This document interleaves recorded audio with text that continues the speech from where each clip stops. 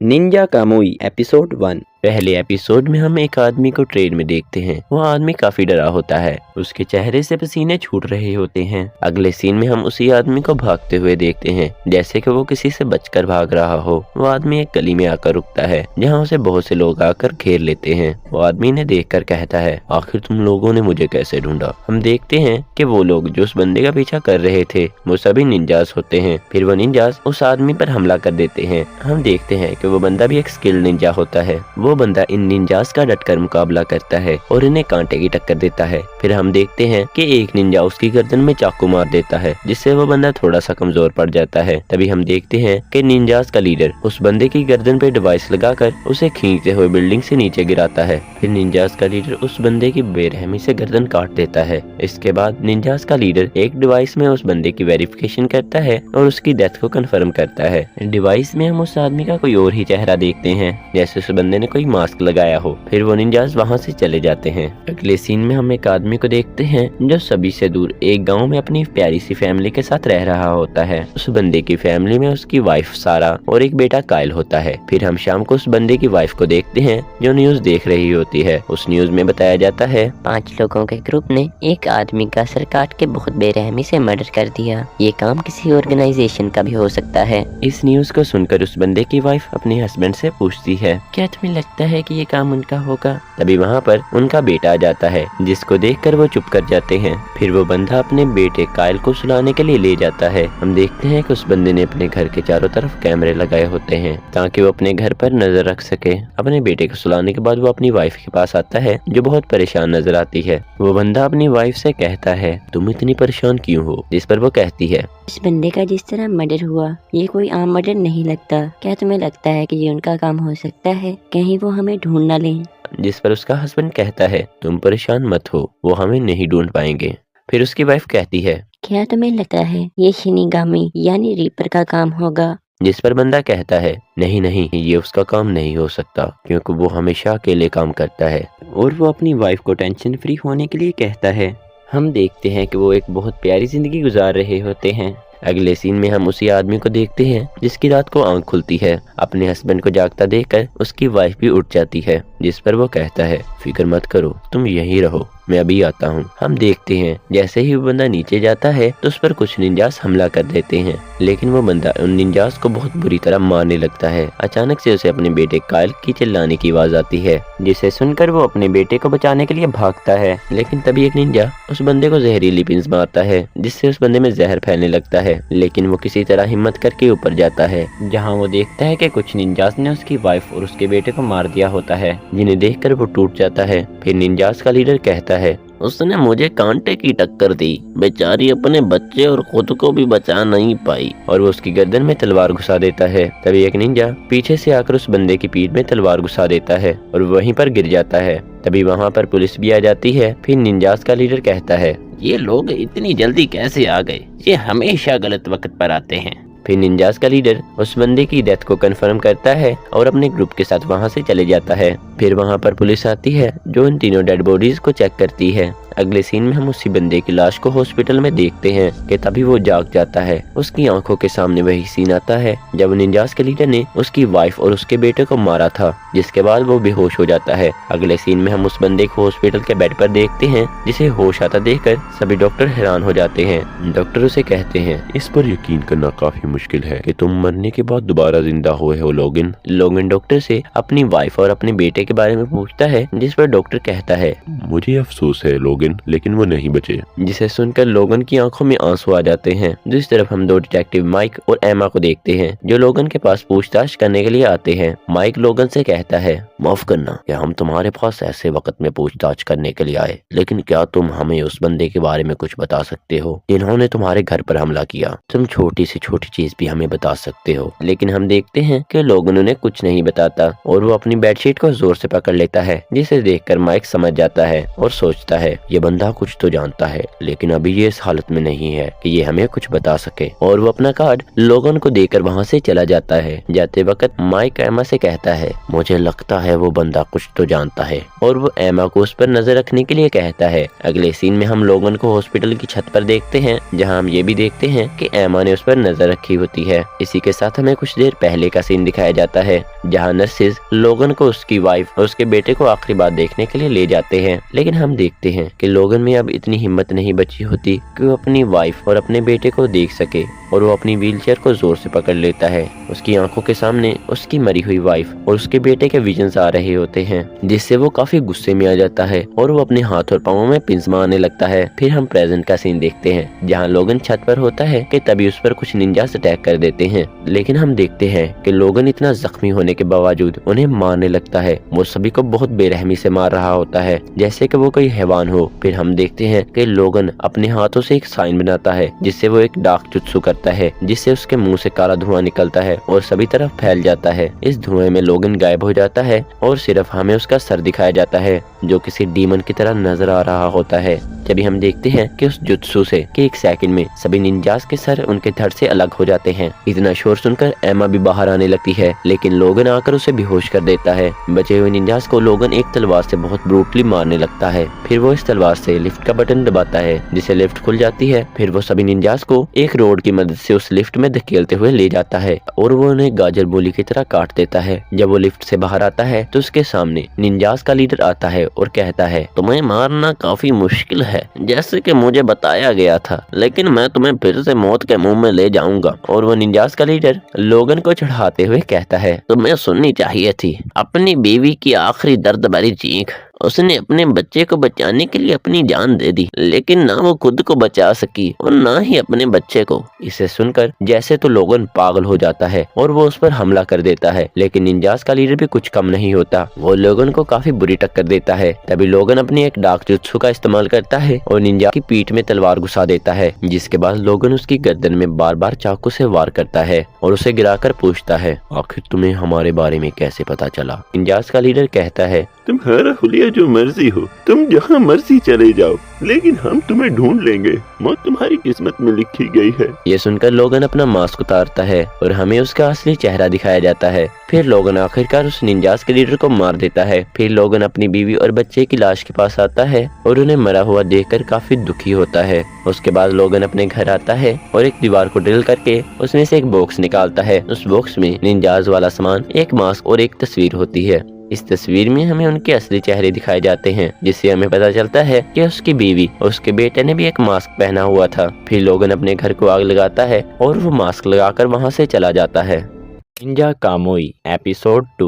दूसरे एपिसोड के स्टार्ट में हमें बताया जाता है, हमारी क्लैन की सीक्रेट टेक्निक्स दुनिया के बाहरी लोगों को किसी भी हालत में नहीं पता चलनी चाहिए। सब निंजास के मिशन उनकी जिंदगियों से ज्यादा अहम होते हैं। हम जो कुछ भी करते हैं दुनिया में अमन बनाए रखने के लिए करते हैं, लेकिन हाल ही में हुए टेररिस्ट अटैक ने पूरी दुनिया में तहलका मचा दिया है। इन टेररिस्ट अटैक को मद्देनजर रखते हुए हम जापान को अपना मेन अथॉरिटी नहीं मान सकते, इसीलिए हमें और भी ज्यादा ताकतवर अथॉरिटी के अंडर काम करना होगा, जिससे हमारा डिफेंस और ज्यादा मजबूत हो जाएगा। लेकिन इसके लिए हमें हमारे सीक्रेट निंजा टेक्निक्स को बाहरी लोगों के साथ शेयर करना होगा। हम कोई गलती नहीं कर रहे, ये सब हम जापान के बेहतर फ्यूचर के लिए कर रहे हैं, और जो लोग इस ऑर्डर को नहीं मानेंगे उन्हें एक्सेल मानकर मार दिया जाएगा।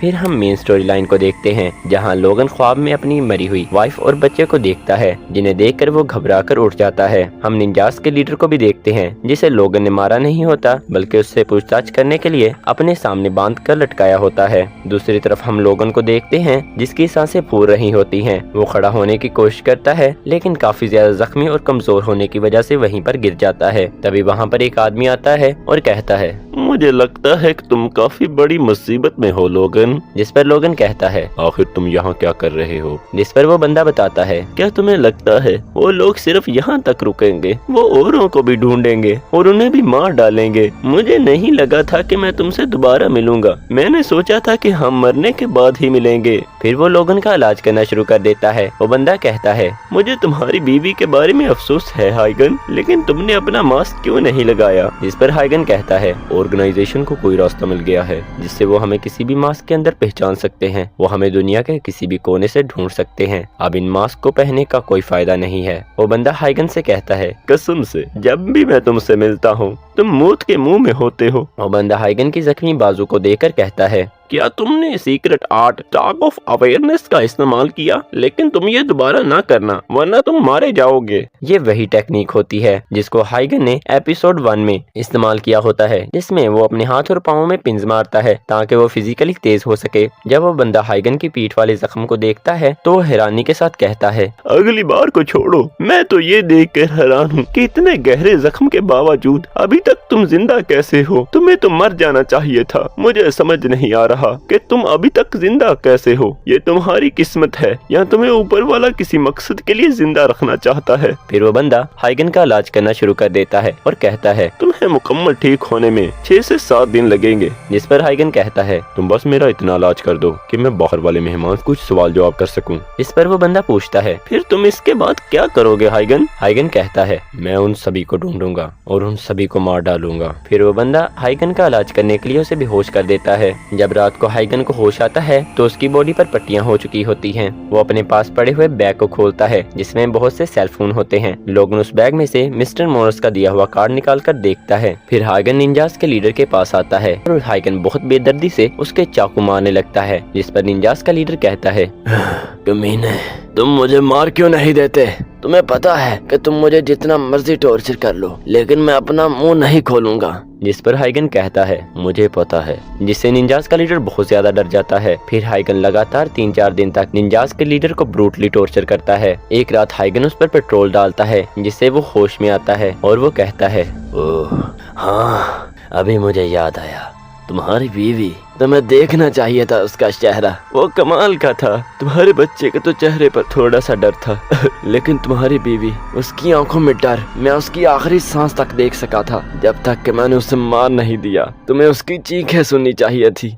मैं जितनी बार उसे चाकू मारता वो इतना ज्यादा चिल्लाती, इससे जो मुझे सुकून मिलता था तुम उसका अंदाजा भी नहीं लगा सकते। जिस पर हाइगन माचिस की तीली जलाते हुए कहता है, मैं उनकी यादों को तुम्हारी आंखों में हमेशा के लिए जला दूंगा, लेकिन जब तुम हेल यानी जहन्नुम में जाने वाले होगे तो तुम्हें तुम्हारी चमड़ी उतरने की और तुम्हारी हड्डियों के टूटने की आवाज सुनाई देगी। ये सब तब हो रहा होगा जब तुम्हारा दिल धड़क रहा होगा। मरने के बाद भी तुम्हें सुकून नहीं मिलेगा। और हाइगन माचिस की तीली जलाकर उस बंदे को जलाकर मार देता है। अगले सीन में हम माइक को देखते हैं जो अपने बॉस से कहता है, आप क्या चाहते हैं कि मैं इस केस पर काम ना करूं? जाने दो, तुम ऐसे कह रहे हो जैसे कुछ हुआ ही नहीं। जिस पर उसका बॉस कहता है, तुम इस केस को बंद कर चुके हो। देखो, हमें वहाँ पर उसके बारे में कोई सबूत नहीं मिला, न ही वहाँ पर कोई फुटेज मिली और मुझ पर ऊपर से भी बहुत प्रेशर है। मैं नहीं चाहता कि इस केस में तुम मजीद काम करो। तुम सिर्फ अपनी रिटायरमेंट के बारे में सोचो। जिस पर माइक कहता है, फिर एमा का क्या? उसने सब देखा है कि कैसे कुछ निंजास के ग्रुप ने लोगन पर हमला किया। जिस पर उसका बॉस कहता है, क्या तुम्हें पक्का यकीन है कि उसने ऐसा कुछ कहा है? जाओ उससे एक और बार पूछो। फिर माइक गुस्से से एमा के पास जाता है और कहता है, मत कहना कि तुम भी उन जैसी हो जो दूसरे के इशारे पर नाच रहा है। जिस पर एमा कहती है, मैं सिर्फ ये दिखाने की कोशिश कर रही हूँ कि मैं सिस्टम के साथ वफादार हूँ। सभी इस केस को खत्म कर देना चाहते हैं, जिससे साफ पता चलता है कि वो कुछ छुपा रहे हैं। हमें सिर्फ चालाकी से काम करना होगा। फिर वो मॉरिस को बताती है, मैंने लोगन के बारे में सर्च लगाया, मुझे उसके बारे में कुछ खास जानकारी नहीं मिली। मुझे सिर्फ उसकी फैमिली और उसका नाम पता चला। उसकी बैकग्राउंड हिस्ट्री के बारे में मुझे कुछ नहीं पता चला। लोगन भी उन लोगों की तरह है जिनका पहले बेरहमी से कत्ल किया गया है।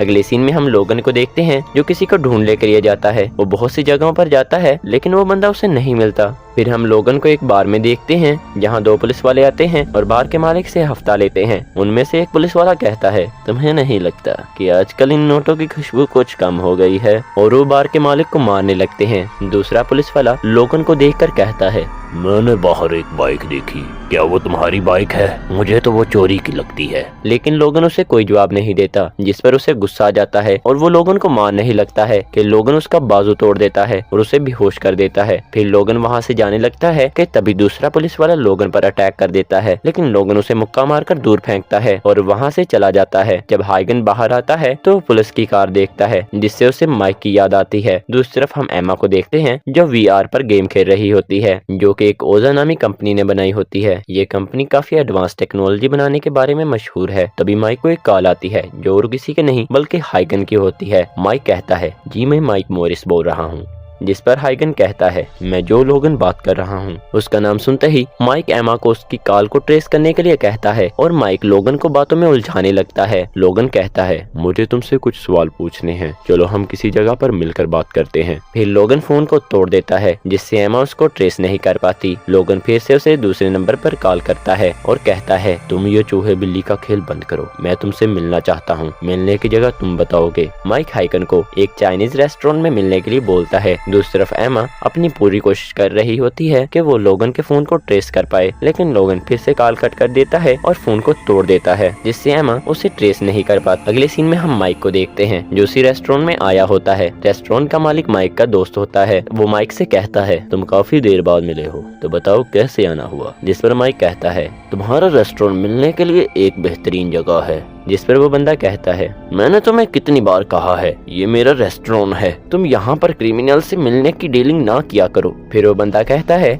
अगर कोई डिलीवरी बॉय आए तो उसे टेबल पर रखे हुए पार्सल बता देना और ख्याल से वो अपने वाला ही पार्सल लेकर जाएं। फिर वहाँ पर हाइगन आ जाता है जिसे देखकर रेस्टोरेंट का मालिक जाने लगता है। जाने से पहले वो माइक से कहता है, अगर तुमने मेरे रेस्टोरेंट का कोई भी नुकसान किया तो तुम्हें उसकी कीमत अदा करनी होगी। फिर वो वहाँ से चला जाता है। माइक हाइगन से कहता है, मुझे तुम्हारा चेहरा देखना है ताकि मैं कंफर्म कर सकूं कि तुम वही बंदे हो जिससे मैं मिलने आया हूं। जिस पर हाइगन उसे उसका कार्ड दिखाता है। जिस पर माइक कहता है, ये काफी नहीं है। जिसको सुनकर हाइगन वहां से जाने लगता है, लेकिन माइक उसे रोकते हुए कहता है, मुझे नहीं लगा था कि तुम इतना खतरा उठाने के बावजूद यहाँ आओगे। फिर हाइगन माइक से पूछता है, क्या तुम्हें इन सीरियल मर्डर्स के पीछे किसका हाथ है? कुछ जानते हो तुम इस बारे में? कोई छोटी सी भी जानकारी चलेगी। जिस पर माइक कहता है, तो क्या तुम इसके बदले में मेरे सवालों का जवाब दोगे? जिस पर हाइगन हाँ कहता है, लेकिन हम देखते हैं कि माइक हाइगन पर गन रखकर कहता है, खड़े हो जाओ, मैं तुम्हें अरेस्ट करता हूँ। हम देखते हैं कि उसी दौरान रेस्टोरेंट में डिलीवरी बॉय आते हैं और अपना पार्सल लेकर चले जाते हैं। जब तीसरा आदमी अपना पार्सल लेने आता है तो माइक देखता है कि टेबल पर कोई पार्सल नहीं पड़ा होता। वो बंदा आता ही हाइगन पर हमला कर देता है, लेकिन हाइगन उसको आसानी से डॉज कर देता है। इसी दौरान हाइगन का मास्क उतर जाता है। हाइगन को देखकर माइक सोचता है, आखिर ये बंदा कौन है? माइक उस बंदे को गन दिखाता है और रुकने के लिए कहता है, लेकिन जब वो नहीं रुकता तो माइक उस पर गोलियां चलाने लगता है। वो बंदा माइक पर भी हमला कर देता है। हाइगन आकर माइक को बचाता है। हम देखते हैं कि उस बंदे के अचानक से 4 हाथ उग जाते हैं, जिसे देखते हुए हाइगन भी एक जुत्सु का इस्तेमाल करता है, जिससे उसके भी 4 हाथ और 2 मुंह उग जाते हैं और वो उससे बहुत बुरी तरह लड़ने लगता है। हम देखते हैं कि उसी की तरह का एक और आदमी हाइगन पर हमला कर देता है। दोनों मिलकर हाइगन को हराने की कोशिश कर रहे होते हैं, लेकिन हाइगन उनका डटकर मुकाबला कर रहा होता है। आखिर में हाइगन तलवार से एक की गर्दन उड़ाते हुए दूसरे के सर पर मारता है, जिससे उनका खेल वहीं पर तमाम हो जाता है। फिर माइक हाइगन के पास आता है और पूछता है, आखिर ये लोग कौन है और वो हॉस्पिटल वाला बंदा लोगन के साथ तुमने क्या किया? जिस पर हाइगन एक डिवाइस को अपनी गर्दन के पास ले जाता है और उसका बटन दबाता है, जिससे उसका चेहरा बदल जाता है और वो माइक से कहता है, मैं एक निंजा हूँ, जो लोगन मैं ही था, मैंने सिर्फ एक मास्क पहना था। फिर अचानक से कुछ बंदे आकर हाइगन और माइक पर गोलियां चलाने लगते हैं, जिससे बचने के लिए हाइगन और माइक एक टेबल के पीछे छिप जाते हैं। फिर वो बंदे मिसाइल से उस पूरे रेस्टोरेंट को उड़ा देते हैं और वहाँ से भाग जाते हैं। हाइगन ने माइक को बचा लिया होता है। जब माइक बाहर आता है तो हाइगन वहाँ से जा चुका होता है। माइक एक वेपन को देखते हुए कहता है, इस वेपन ने इस आर्मर को काट दिया है और इस वेपन पर कोई खरोच तक नहीं आई। आखिर ये वेपन कहाँ से आ रहे हैं? फिर हमें पीछे डिस्प्ले पर ओजा कंपनी का सीईओ दिखाया जाता है।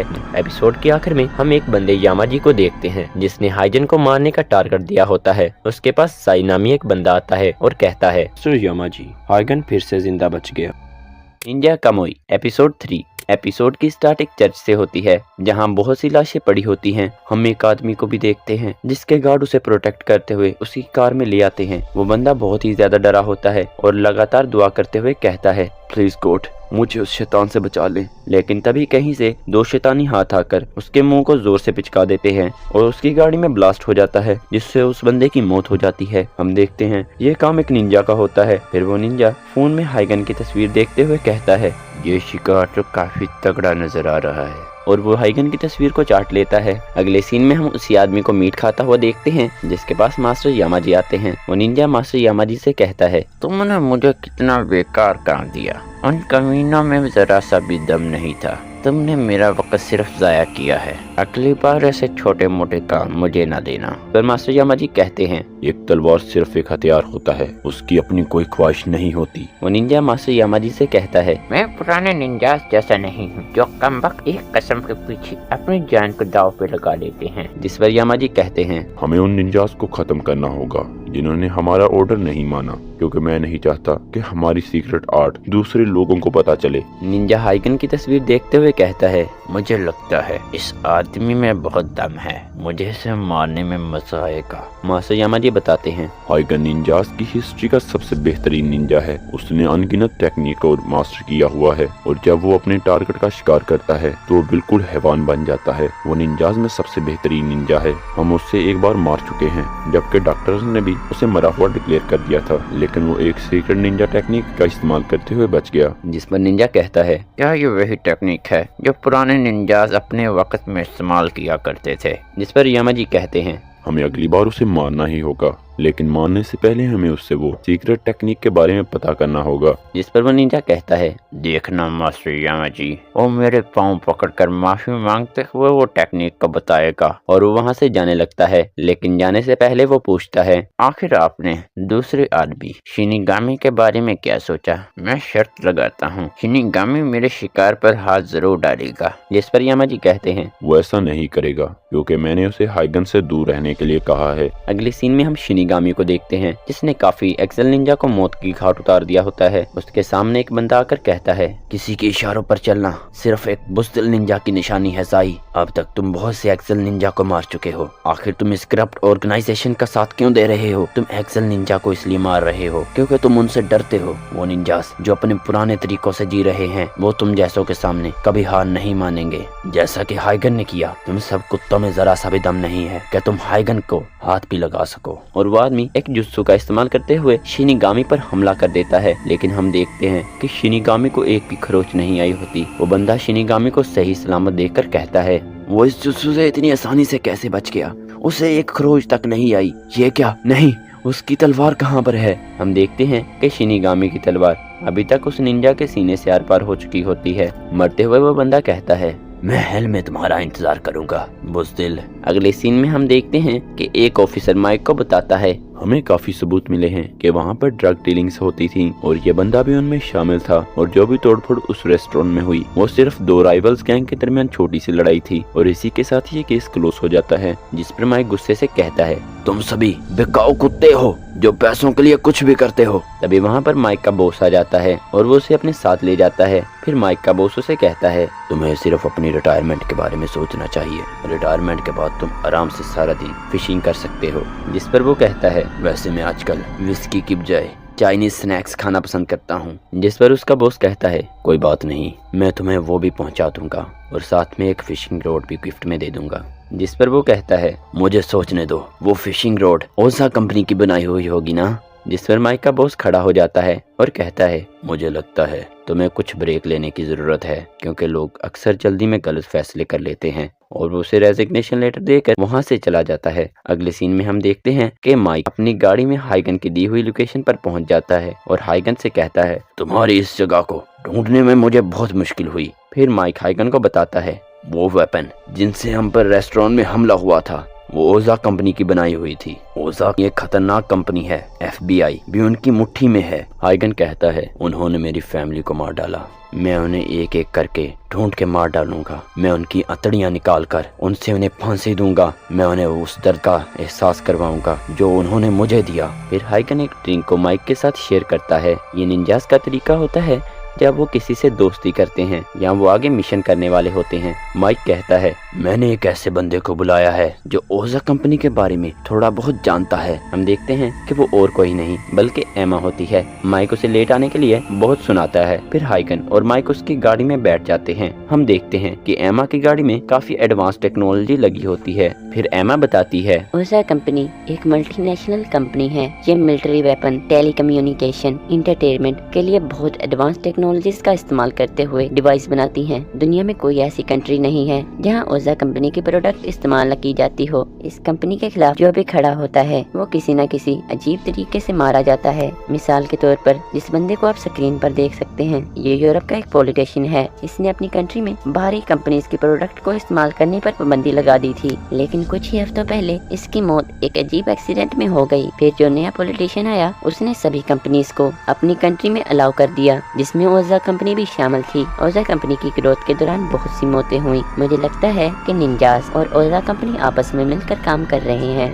अगले सीन में हम ओजा कंपनी के फाउंडर को देखते हैं, जो किसी बंदे को देखकर कहते हैं, मुझे आपको देखकर खुशी हुई। मुझे लगता है कि आपके यूं अचानक आने की कोई खास वजह होगी। जिस पर यामाजू से एक तस्वीर दिखाते हैं। ये वही तस्वीर होती है जब कुछ लोगों ने हाइगन पर गन और मिसाइल से हमला किया था। इसे देखकर वो बंदा कहता है, ये सभी तो मेरी टीम के बंदे हैं, मैंने सिर्फ अपनी कंपनीज के वेपन को टेस्ट करने के लिए कहा था। जिस पर यामाजू उसे गुस्से से देखते हैं, जिस पर वो बंदा कहता है, ठीक है, मैं अगली बार आपकी इजाजत के बगैर कुछ नहीं करूंगा। वैसे भी इन वेपन्स को टेस्ट करने से हमारी कंपनी का ही फायदा होगा। यामाजी जाते हुए कहते हैं, तुम हमारे पार्टनर हो, लेकिन इस बात का हरगिज ये मतलब नहीं है कि तुम मेरी इजाजत के बगैर कुछ भी करोगे। दूसरी तरफ एमा हाइगन को एक जगह दिखाते हुए कहती है, ये ओजा कंपनी है और अगर हम जानना चाहते हैं कि निंजास और ओजा कंपनी का आपस में कुछ ताल्लुक है तो हमें इस जगह की इन्वेस्टिगेशन करनी होगी। तभी उन पर ऊपर से तलवार से कोई हमला कर देता है। हाइगन एमा को गाड़ी चलाने के लिए कहता है और माइक गाड़ी की छत पर गन से शूट करने लगता है। हम देखते हैं कि हाइगन थोड़ा सा कंसंट्रेशन करके उस निंजा पर तलवार से हमला कर देता है, लेकिन तभी उनकी एक ट्रक से बहुत बुरी टक्कर हो जाती है, जिससे एमा और माइक बेहोश हो जाते हैं। वही निंजा हाइगन के सामने आ जाता है और उस पर हमला करने लगता है, जिस पर हाइगन भी उस पर अटैक कर देता है। तभी उस बंदे के ऑक्टोपस की तरह बहुत से टेंटिकल निकल आते हैं, जिससे वो हाइगन पर हमला कर देता है। हाइगन भी अपने जुत्सु का इस्तेमाल करते हुए अपने 6 हाथ उगा लेता है और उसका मुकाबला करने लगता है। फिर वो निंजा हाइगन पर मिसाइल से अटैक करता है, लेकिन हाइगन उन मिसाइल्स को अपनी तलवार से काट डालता है और उस निंजा के मुंह में अपनी तलवार घुसा देता है। हम देखते हैं कि वो कोई इंसान नहीं बल्कि एक रोबोट होता है। इस रोबोट पर एक कैमरा लगा होता है। हम देखते हैं इस कैमरे से वही बंदा हाइगन पर नजर रखे हुए था। हाइगन कैमरे को निकालकर उस बंदे को मार डालने का इशारा करता है।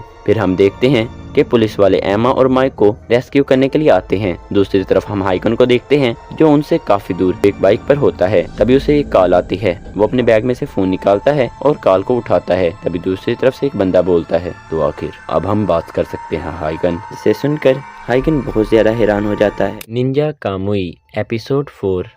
एपिसोड के स्टार्ट में हाइगन को एक कॉल आती है। कॉल वाला बंदा हाइगन से कहता है, आखिर मैं अब तुमसे बात कर सकता हूँ हाइगन। जिसे सुनकर हाइगन बहुत ज्यादा हैरान नजर आता है। वो बंदा हाइगन से कहता है, मुझे पता है कि तुम ओजा सिटी में जाने की सोच रहे हो, लेकिन वहाँ पर सिक्योरिटी बहुत ज्यादा टाइट है और किसी भी इंसान का वहाँ जाना और जाकर जानकारी निकालना लगभग नामुमकिन है। इसमें मैं तुम्हारी मदद करना चाहता हूँ। जिस पर हाइगन कहता है, क्या तुम्हें लगता है कि मैं ऐसे आदमी पर यकीन करूंगा जो अपनी आवाज बदलकर मुझसे बात कर रहा हो? जिस पर कॉल वाला बंदा कहता है, दूसरों के बारे में सीखो लेकिन दूसरों को अपने बारे में कुछ पता न चलने दो, यही एक निंजा की खासियत है। जिसे सुनकर हाइगन बहुत ज्यादा हैरान होते हुए कहता है, ये पोएम आखिर कौन हो तुम? जिस पर वो बंदा कहता है, मेरी भी हालत तुम्हारे जैसी है हाइगन। जिस पर हाइगन कहता है, क्या तुम भी एक एक्साइल निंजा हो? वो बंदा हाइगन से कहता है, अगर तुम ओजा सिटी में जाना चाहते हो तो मेरी बताई हुई जगह पर पहुंच जाना। अब तुम्हें मुझ पर भरोसा करना है या नहीं, अब ये मैं तुम पर छोड़ता हूँ। अगले सीन में हम माइक को हॉस्पिटल में देखते हैं। वो अपनी बेटी की बनाई हुई ड्राइंग को देख रहा होता है। इसी के साथ हमें पास्ट का एक सीन दिखाया जाता है। हम माइक को ड्यूटी पर देखते हैं, जहाँ उसकी वाइफ उसको बार बार कॉल्स कर रही होती है, लेकिन वो ड्यूटी पर होने की वजह से वो उसकी कॉल नहीं उठाता। लेकिन जब माइक फ्री होता है तो वो अपनी वाइफ की कॉल उठाता है, तो उसे कॉल पर एक बुरी न्यूज मिलती है। अगले सीन में हम माइक को हॉस्पिटल में देखते हैं, जहाँ उसकी वाइफ अपनी बेटी की लाश के पास बैठी रो रही होती है। वो माइक से कहती है, मैंने सोचा था अगर मैं एक FBI एजेंट के साथ फैमिली शुरू करूंगी तो मेरी फैमिली सेफ रहेगी, लेकिन मैं गलत थी। और वो रोते हुए वहाँ से चली जाती है। फिर हम प्रेजेंट का सीन देखते हैं, जहाँ माइक अपनी फैमिली को याद कर रहा होता है कि तभी वहाँ पर हाइगन आ जाता है और कहता है,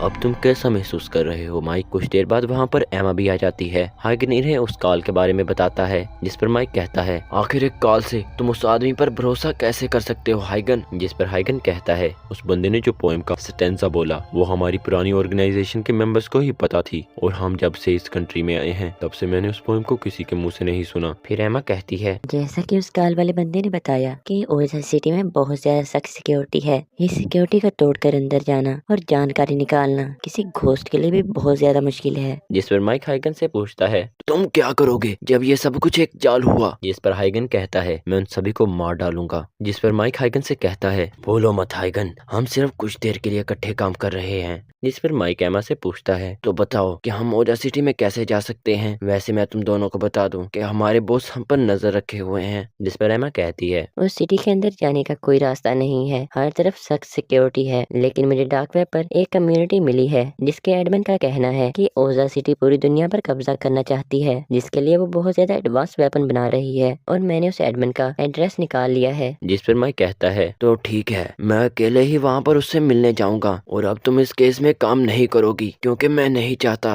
कि तुम्हारी जान को कोई नुकसान हो। जिस पर एमा कहती है, हम ओजा सिटी के गंदे सच का पर्दाफाश करने वाले हैं। इसमें हो सकता है कि हमें ओजा सिटी के बारे में कुछ ऐसी जानकारी मिल जाए जो हजारों नहीं लाखों डॉलर्स की बिक सकती है। मैं ऐसा मौका अपने हाथों से नहीं गवा सकती। और वो माइक को इकट्ठे चलने के लिए कहती है। फिर हाइगन वहाँ से जाने लगता है। माइक हाइगन से पूछता है, क्या तुम्हारी वाइफ को पता था कि तुम एक निंजा हो? जिस पर वो कहता है, हाँ, उसे पता था क्योंकि मारी खुद भी एक निंजा थी। इस पर माइक कहता है, तो क्या निंजास भी नॉर्मल फैमिलीज बनाते हैं? जिस पर हाइगन कहता है, नहीं, लेकिन हम दोनों ने इसी कोड को तोड़ा था। जिस पर माइक पूछता है, आखिर कैसा कोड? जिस पर हाइगन कहता है, निंजास को अपने साथियों के लिए कोई फीलिंग्स नहीं होनी चाहिए और हमने यही कोड तोड़ा था। ये कहकर हाइगन वहां से चला जाता है। अगले सीन में हम एक मीटिंग को देखते हैं जिसमें ओजा सिटी का फाउंडर यामाजी, छोटी हाइट वाला निंजा और उसमें और भी 3 लोग होते हैं। इन्होंने ये मीटिंग हाइगन को खत्म करने के लिए रखी होती है क्योंकि हाइगन अब इनके लिए एक बड़ा खतरा बन चुका था। अगले सीन में हम ओजा सिटी के फाउंडर को देखते हैं जो अपने सिक्योरिटी गार्ड से कहता है, तुम्हें क्या लगता है कि वो बंदा कितना ताकतवर होगा? बस एक बार वो बंदा मेरे हाथ लग जाए, मैं उसके सारे मूव्स को कॉपी कर लूंगा और उस डेटा से अपनी रोबोट आर्मी को और ज्यादा मजबूत करूंगा।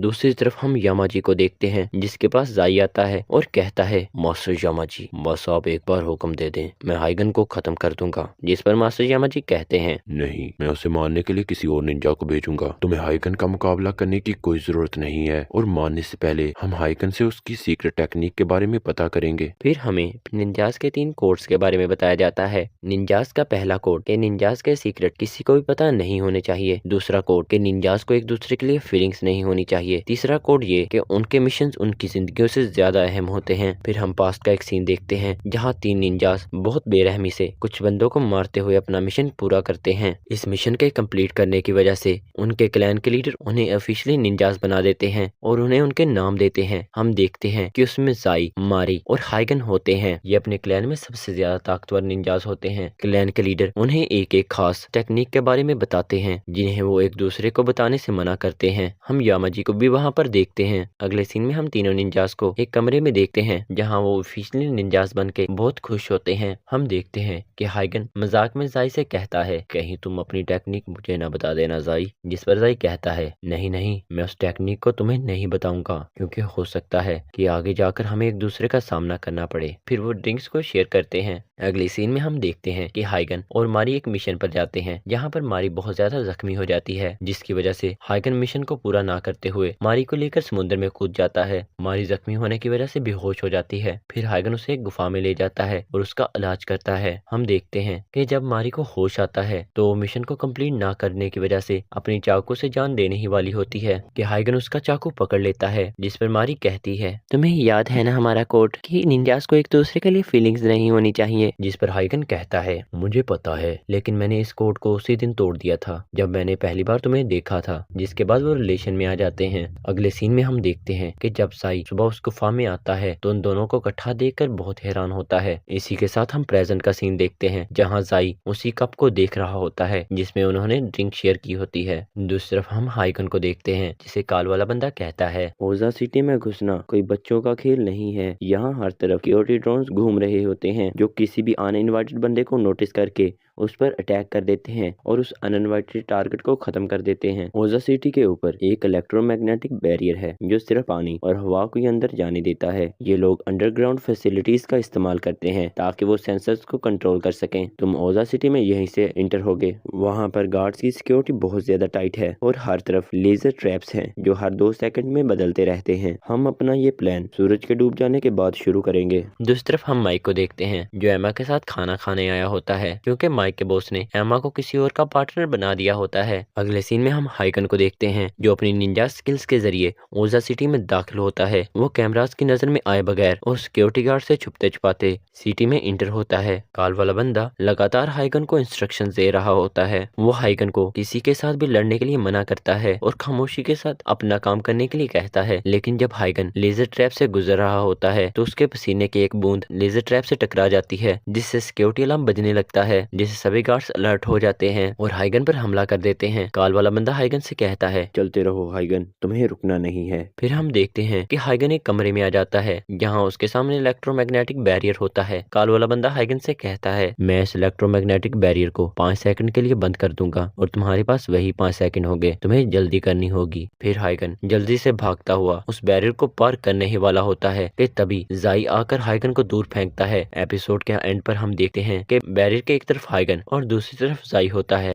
Ninja Kamui episode 5। एपिसोड के स्टार्ट में हम बैरियर के एक तरफ हाइगन और दूसरी तरफ जाई को देखते हैं। हाइगन जाई से कहता है जाई मारी मर चुकी है, क्या उसे मारने का ऑर्डर श्यामा जी ने दिया था? जिस पर जाई कहता है जो लोग अपनी मौत को धोखा देने की कोशिश करते हैं वो हमेशा मौत के साए में रहते हैं और तुम भी जल्द ही मारे जाओगे। और जाई ये कहकर वहां से चला जाता है। अगले सीन में हम माइक को देखते हैं जो ओजा कंपनी के एक्स एम्प्लॉय की लोकेशन पर पहुंच जाता है। माइक फोन पर एमा से कहता है क्या तुम्हें सच में लगता है कि वो बंदा जो पहले ओजा कंपनी में काम किया करता था वो इस जैसी घटिया जगह में रहता होगा? जिस पर एमा कहती है मुझे पक्का यकीन है कि वो यहीं रहता होगा और मैं आपको ये भी बता दूं कि अब आप पर हाई ऑफिसर्स ने भी नजर रखना शुरू कर दी है, तो ध्यान रहे मुझे तभी कॉल कीजिएगा जब कोई इमरजेंसी हो। फिर माइक अपनी गाड़ी से उतरकर ओजा कंपनी के एक्स एम्प्लॉय से मिलने के लिए जाता है। जिस तरफ हम ओजा कंपनी की मीटिंग को देखते हैं जहां रोबोट जैसी दिखने वाली निंजा कहती है सिस्टम में किसी एरर की वजह से बैरियर 5 सेकंड के लिए बंद हो गया था।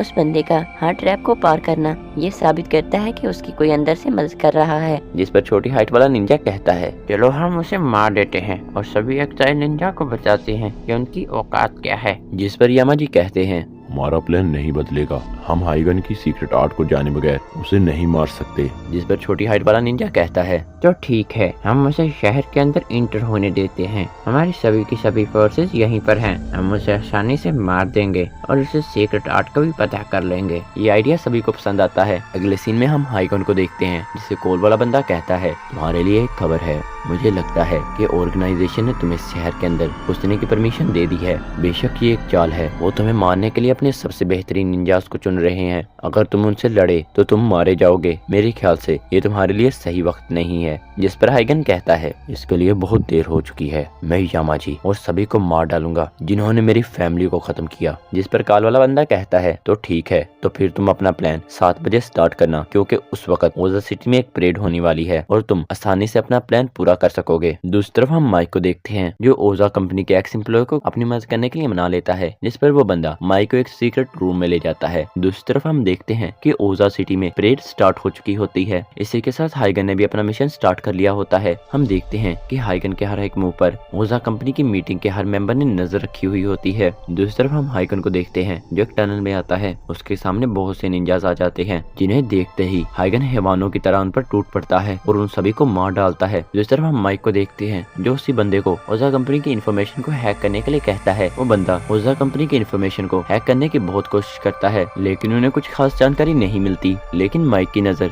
एक बाउंड नामी फोल्डर पर पड़ती है। जब वो बंदा उसे ओपन करता है तो उसमें बहुत सी फेक आइडेंटिटीज होती हैं। जिस पर माइक कहता है ये फोल्डर जरूर कॉर्पोरेट स्पाई ग्रुप्स का होगा और वो उसमें एमा का नाम देखकर बहुत हैरान हो जाता है। तभी ओजा कंपनी को उनके बारे में पता चल जाता है और उस सीक्रेट रूम का अलार्म बजने लगता है। हम देखते हैं कि ओजा कंपनी के कुछ गार्ड्स उस बंदे को मारने के लिए वहाँ आते हैं लेकिन माइक उस बंदे को गाड़ी में लेकर वहाँ से भाग जाता है। हम देखते हैं कि गार्ड्स भी उनका पीछा कर रहे होते हैं। वो लगातार गन से उन पर अटैक कर रहे होते हैं। माइक उस बंदे को गाड़ी चलाने के लिए कहता है और खुद कार की विंडो से बाहर निकलकर उन्हें शूट करता है। माइक का निशाना काफी अच्छा होता है जिससे वो इन दोनों गार्ड्स को मार देता है, लेकिन तभी उनकी कार का एक एक्सीडेंट हो जाता है। दूसरी तरफ हम हाइगन को देखते हैं जो सभी को मारकर एक बड़े से रूम में आता है जहाँ उसके पीछे 4 रोबोट्स आ जाते हैं। हम देखते हैं कि रोबोट्स के अंदर छोटी हाइट वाला निंजा और मीटिंग वाले बाकी बंदे होते हैं। हम उस रूम के बाहर एक हेलीकॉप्टर को भी उड़ता देखते हैं जिसमें मास्टर यामाजी हाइगन पर नजर रखे हुए थे। तभी उन रोबोट्स में से पिंक कलर वाला रोबोट हाइगन पर हमला कर देता है, लेकिन हाइगन उन्हें कांटे की टक्कर देता है। हम देखते हैं कि हाइगन उनके सामने कमजोर पड़ने लगता है। तभी हाइगन एक निंजा टेक्निक का इस्तेमाल करता है और अपने क्लोन्स बना देता है जिससे उन चारों रोबोट्स का ध्यान भटक जाता है और हाइगन यामाजी को मारने के लिए उसके हेलीकॉप्टर पर छलांग लगा देता है, लेकिन एक बंदा हाइगन की रस्सी काट देता है जिससे हाइगन बहुत बुरी तरह आकर नीचे गिर जाता है जिससे उसका मास्क भी टूट जाता है। हम देखते हैं कि वही 4 रोबोट्स हाइगन को बहुत बुरी तरह मारने लगते हैं। फिर हाइगन को याद आता है कि उसे उस बंदे ने कहा था अगर तुमने ये टेक्निक दोबारा इस्तेमाल की तो तुम मारे जाओगे, जिस पर हाइगन की आंखों के सामने उसकी बीवी और उसके बेटे के विजन्स आने लगते हैं। जिसके बाद वो secret art attack of awareness का इस्तेमाल करता है जिसमें वो अपने हाथ और पाँव में सुइयां मारता है जिससे वो फिजिकली थोड़ा सा तेज हो पाता है, लेकिन हम देखते हैं कि इतना काफी नहीं होता।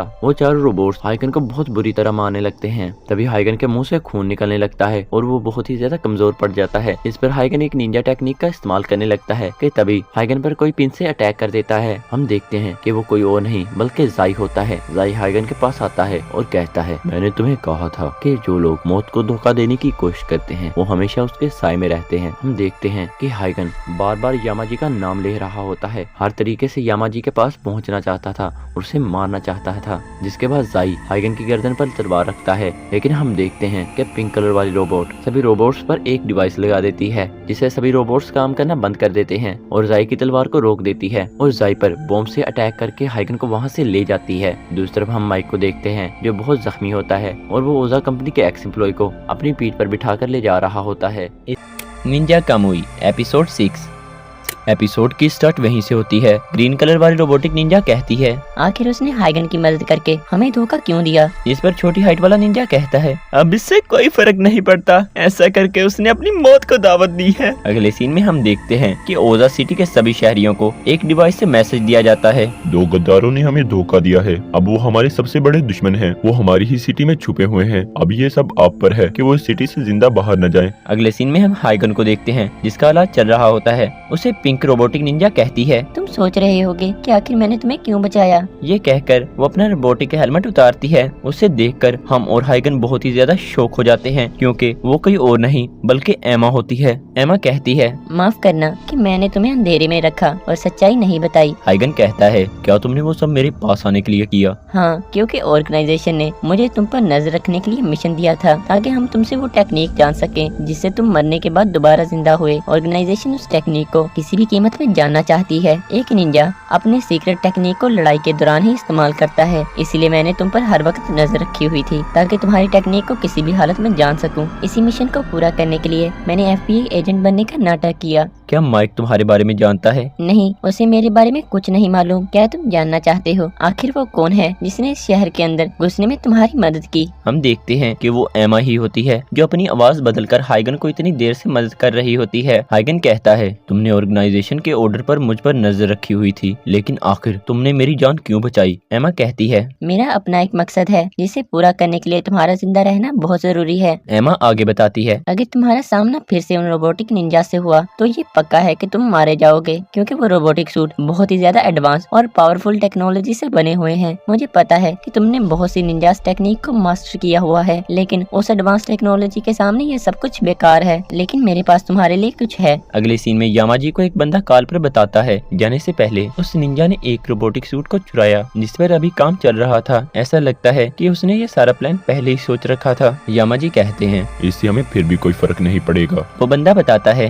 हमने शहर के वेस्ट सी ब्लॉक और साउथ डी ब्लॉक को चेक कर लिया है, लेकिन हमें वो अभी तक नहीं मिले। दूसरी तरफ हम एमा को देखते हैं जो बताती है ये सूट जो मैं तुम्हारे लिए बना रही हूँ इसको निंजास की 600 सालों की पुरानी टेक्निक को सामने रखकर बनाया गया है। इसका भी थोड़ा सा काम बाकी है। हाइगन कहता है तुम क्या करोगी जब ऑर्गेनाइजेशन के बंदे हमें ढूंढ लेंगे। जिस पर एमा हल्की सी मुस्कुराहट देती है। दूसरी तरफ हम ओजा सिटी की सिक्योरिटी को देखते हैं जो उन्हें हर तरफ ढूंढ रही होती हैं, लेकिन वो उन्हें कहीं नहीं मिलते। अगले सीन में हम माइक को होश में आता देखते हैं। माइक को होश में आता देखकर ओजा सिटी का एक्स एम्प्लॉय कहता है, कमीने, तुमने मुझे कहा था कि तुम हर हालत में मुझे बचाओगे, लेकिन तुम खुद 10 दिनों तक बेहोश रहे। ये सुनकर माइक हैरान हो जाता है और कहता है, मुझे याद है कि मुझे गोली लगी थी, तो आखिर मेरा इलाज किसने किया? तुम्हारा इलाज मेरे एक दोस्त डॉक्टर ने किया। माइक कहता है, आखिर इस वक्त हम कहाँ पर हैं? वो बंदा बताता है, ये घर मेरे दोस्त का है, लेकिन वो बहुत ही कम यहाँ पर आता है, इसलिए हम फिलहाल के लिए इसे इस्तेमाल कर सकते हैं। अगले सीन में हम देखते हैं कि एमा उस रोबोटिक सूट को स्टार्ट करने की कोशिश कर रही होती है, लेकिन वो काम नहीं करता। एमा सोचती है, इस सूट में अभी भी पावर रिएक्टर की कमी है जो इस सूट में दिल के तौर पर काम करेगा, लेकिन हमें वो पावर रिएक्टर हेडक्वार्टर से ही मिल सकता है और हेडक्वार्टर में जाना अपनी जान को खतरे में डालने के बराबर है। फिर वो अपने रोबोटिक सूट की तरफ देखकर सोचती है, लेकिन रुको, अभी मेरे पास एक और रास्ता है। अगले सीन में हम देखते हैं कि एक बंदा कार पर यामाजी को बताता है, हमने ओजा सिटी के कोने कोने को छान मारा, लेकिन वो हमें कहीं नहीं मिले। अब सिर्फ यही वाटर डिस्पोजल प्लांट रह गया है, जहाँ आखिरी दिनों में बहुत ज्यादा मिकदार में पावर का इस्तेमाल किया गया है। ये सुनकर यामाजी के पीछे खड़ा हुआ निंजा कहता है, मैं वहाँ पर जाना चाहता हूँ, मुझे उन्हें बताने दो कि आखिर उन्होंने किससे पंगा लिया है। अगले सीन में हम एमा को देखते हैं जिसने हाइगन के सूट को ऑलमोस्ट तैयार कर ही लिया होता है। वो हाइगन को बताती है, इस सूट का नाम कामुई है। इस सूट में सबसे एडवांस टेक्नोलॉजी का इस्तेमाल किया गया है। ये सूट बाकी रोबोटिक सूट से अलग काम करता है। पहले इस सूट को तुम्हारे ब्रेन के साथ लिंक किया जाएगा, जिसके बाद ये तुम्हारे दिमाग में सोचे जाने वाली तमाम टेक्निक्स को और भी ज्यादा बेहतर तरीके से परफॉर्म करेगा।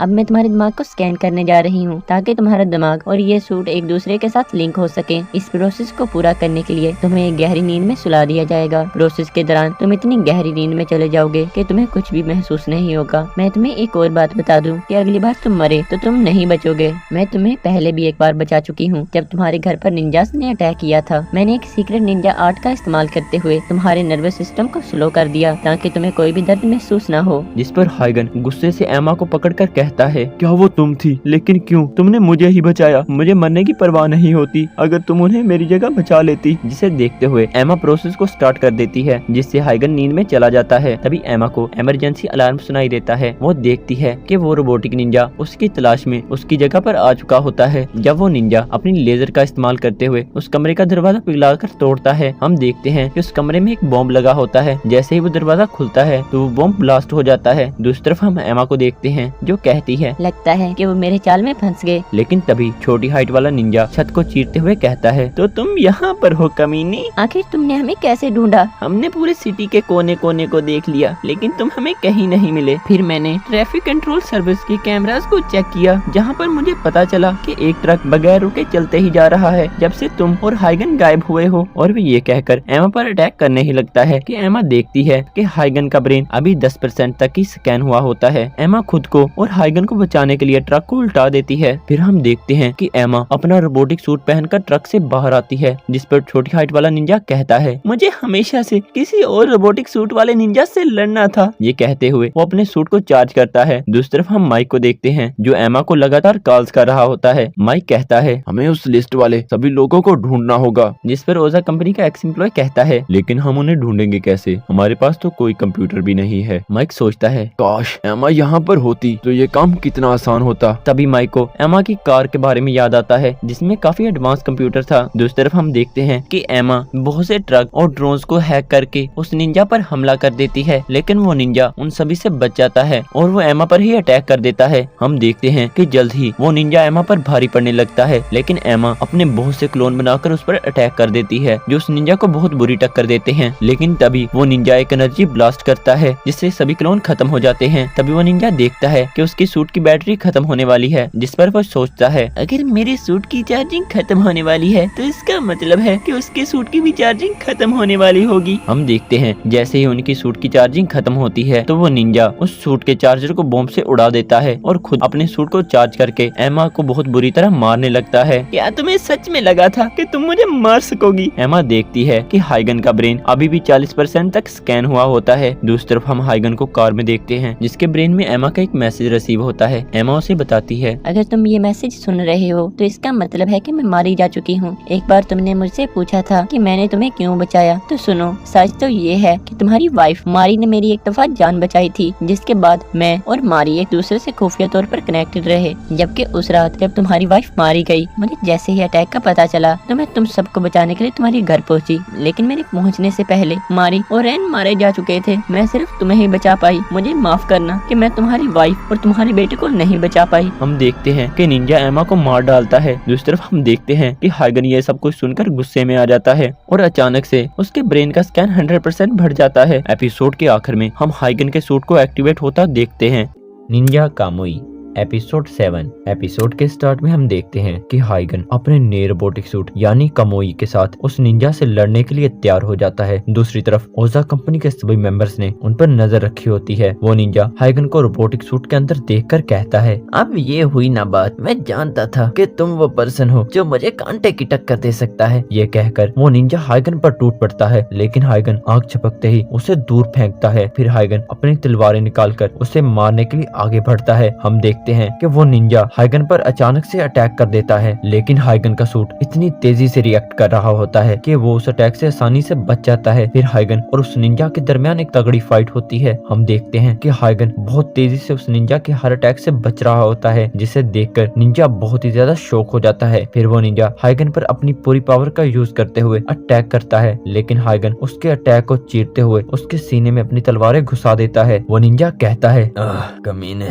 मैं तुम्हें छू भी नहीं पाया, तो ये है एक असली निंजा की पावर। लेकिन मैं तुम्हें एक बात बता दूं, मुझे कोई अफसोस नहीं है। मुझे तो ये याद भी नहीं कि कब मैंने आखिरी बार ऐसा दर्द महसूस किया था। फिर वो निंजा अपने सूट को ऑटो डिस्ट्रक्शन मोड पर लगाकर हाइगन को पकड़ लेता है और कहता है, चलो इकट्ठे नरक की आग में जलें। फिर वहाँ पर एक ब्लास्ट होता है। हम देखते हैं कि हाइगन ने खुद को और उस निंजा को उस ब्लास्ट से बचा लिया होता है। हाइगन उस निंजा से कहता है, सब्र करो, मैं तुम्हारी मौत को इतना दर्दनाक और बदतर बना दूंगा कि तुम्हें अपने पैदा होने पर पछतावा होगा। अगले सीन में हम निंजा के कटे हुए सर को देखते हैं। उसको देखकर लगता है जैसे उसे किसी ने बहुत ही ब्रूटली टॉर्चर किया हो। डायली बताती है, ये सुबह ही हमारी हेडक्वार्टर को भेजा गया था। मुझे लगता है कि ये हाइगन की तरफ से हमारे लिए एक धमकी है। ओजा सिटी का फाउंडर कहता है, मैं उस रोबोटिक सूट को बुला नहीं पा रहा हूँ। मुझे उस सूट का ऑपरेशन डाटा किसी भी कीमत में चाहिए। क्या कोई रास्ता है कि हम उस पर्सन से बातचीत कर सकें? जिस पर वो कहती है, अगर कोई रास्ता होता भी तो वो फिर भी हमसे कोई बात नहीं करता। ओजा सिटी का फाउंडर कहता है, क्या हम उसको बहुत से पैसे ऑफर करके उससे उस सूट का डाटा नहीं खरीद सकते? जिस पर ये निंजा कहता है, कितनी बेवकूफाना और घटिया सोच है तुम्हारी। फिर सभी मेंबर्स वहाँ से जाने लगते हैं। ओजा सिटी का फाउंडर मास्टर यामाजी से कहता है, क्या आप उस छोटे निंजा का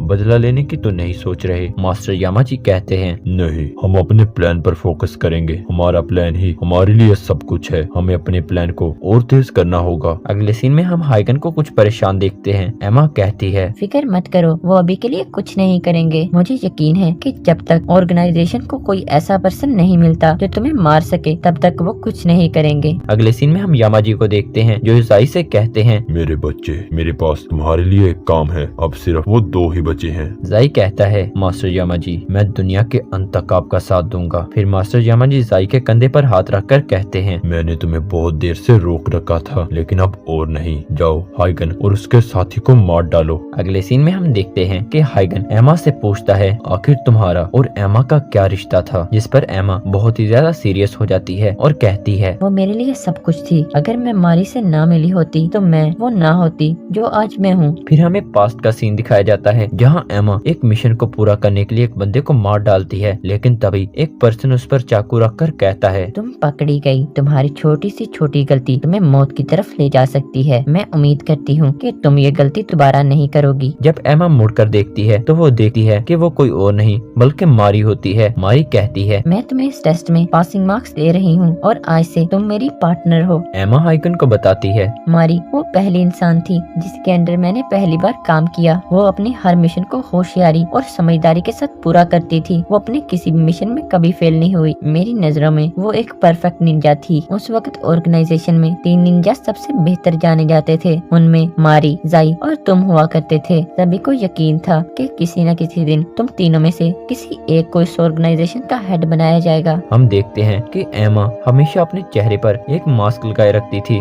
जब मारी एमा से मास्क के बारे में पूछती है तो एमा बताती है, जब मैं छोटी थी तो एक एक्सीडेंट से मेरा पूरा चेहरा बहुत बुरी तरह खराब हो गया। मेरे पेरेंट्स ने भी मुझसे मुंह मोड़ लिया और मुझे अकेला छोड़ दिया। फिर ऑर्गेनाइजेशन ने मुझे अडॉप्ट कर लिया। हम देखते हैं कि उस वक्त के निंजास का लीडर एमा से कहता है, अब तुम्हारा चेहरा ऐसा नहीं रहा कि तुम आम इंसानों जैसे जिंदगी गुजार सको, इसीलिए तुम्हें अपने चेहरे को बदलना सीखना होगा, जिसके लिए तुम्हें निंजास की ट्रेनिंग करनी होगी। एमा कहती है, उन शब्दों ने मुझे हौसला दिया, जिसके बाद मैं एक निंजा बन गई। हम देखते हैं कि मारी एमा को मास्क हटाने के लिए कहती है, जिस पर वो पहले हिचकिचाती है। जिसके बाद मारी खुद उसका मास्क उतारती है और कहती है, तुम बहुत ही ज्यादा खूबसूरत हो। एमा कहती है, मुझ पर तरस मत खाइए, मुझे पता है कि मेरा चेहरा कितना बुरा है। मारी कहती है, तुम गलत हो। मुझे लगता है कि तुम उन सब इंसानों से ज्यादा खूबसूरत हो जिनसे मैं आज तक मिली हूँ। आखिर इसी चेहरे की बदौलत तुम इतनी काबिल निंजा बन सकी हो। अगले सीन में हमें दिखाया जाता है कि मारी एमा को बताती है, मैं बचपन से ही हाइगन और जाई के साथ ट्रेनिंग करते हुए बड़ी हुई हूँ। वो चाहे जैसे मर्जी दिखते हों, लेकिन वो अंदर से बच्चों की तरह हैं। वो दोनों मेरे लिए बहुत खास हैं।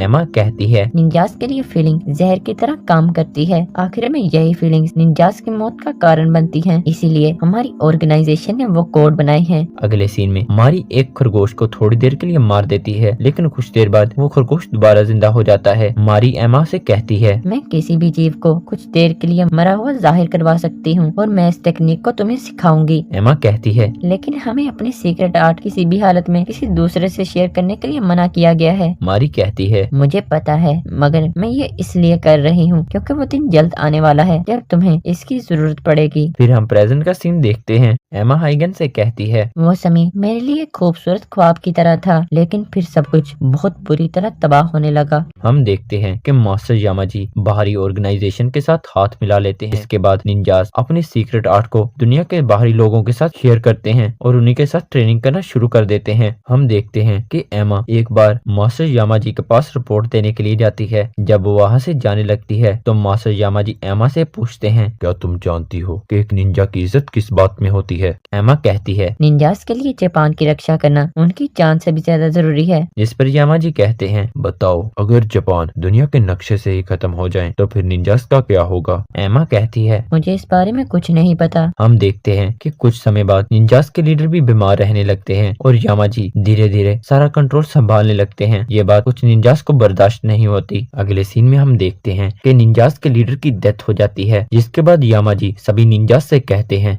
मैंने फैसला किया है कि अब से हमारी ऑर्गेनाइजेशन जापान की अथॉरिटी के अंडर काम नहीं करेगी। अब हम जापान से भी ज्यादा ताकतवर पावर के अंडर काम करेंगे और जो इस ऑर्डर को नहीं मानेगा या इसके खिलाफ खड़ा होगा उसे एक्साइल मानकर मार दिया जाएगा। जिस पर 3 सीनियर निंजास मास्टर यामाजी का विरोध करते हैं। उनमें से एक निंजा कहता है, ये तुम क्या कर रहे हो? तुम हमारे असल कोर्स को बदल रहे हो। ऐसा करने से निंजास का असल वजूद खत्म हो जाएगा। फिर हम देखते हैं कि उन निंजास में से 2 निंजास यामाजी पर हमला कर देते हैं, लेकिन हम देखते हैं कि मास्टर यामाजी अपनी सीक्रेट निंजा आर्ट का इस्तेमाल करते हुए उन्हें हवा में ही रोक लेते हैं और अपनी तलवार से उनको 2 हिस्सों में काट देते हैं। ये देखकर तीसरा सीनियर निंजा डर जाता है। कुछ और निंजास भी यामाजी पर हमला करने के लिए आगे बढ़ते हैं, लेकिन दूसरी कंट्री के सोल्जर्स इन्हें रोक लेते हैं। फिर मास्टर यामाजी सभी निंजास से कहते हैं, अब से मैं तुम सभी निंजास का लीडर हूँ। जब तक मैं जिंदा हूँ मैं किसी भी निंजा को मरने नहीं दूंगा। दूसरी तरफ हम एमा को देखते हैं जो मारी से कहती है, आजकल ऑर्गेनाइजेशन में बहुत तेजी से चेंजेस हो रही हैं, लेकिन मैं ऐसा नहीं चाहती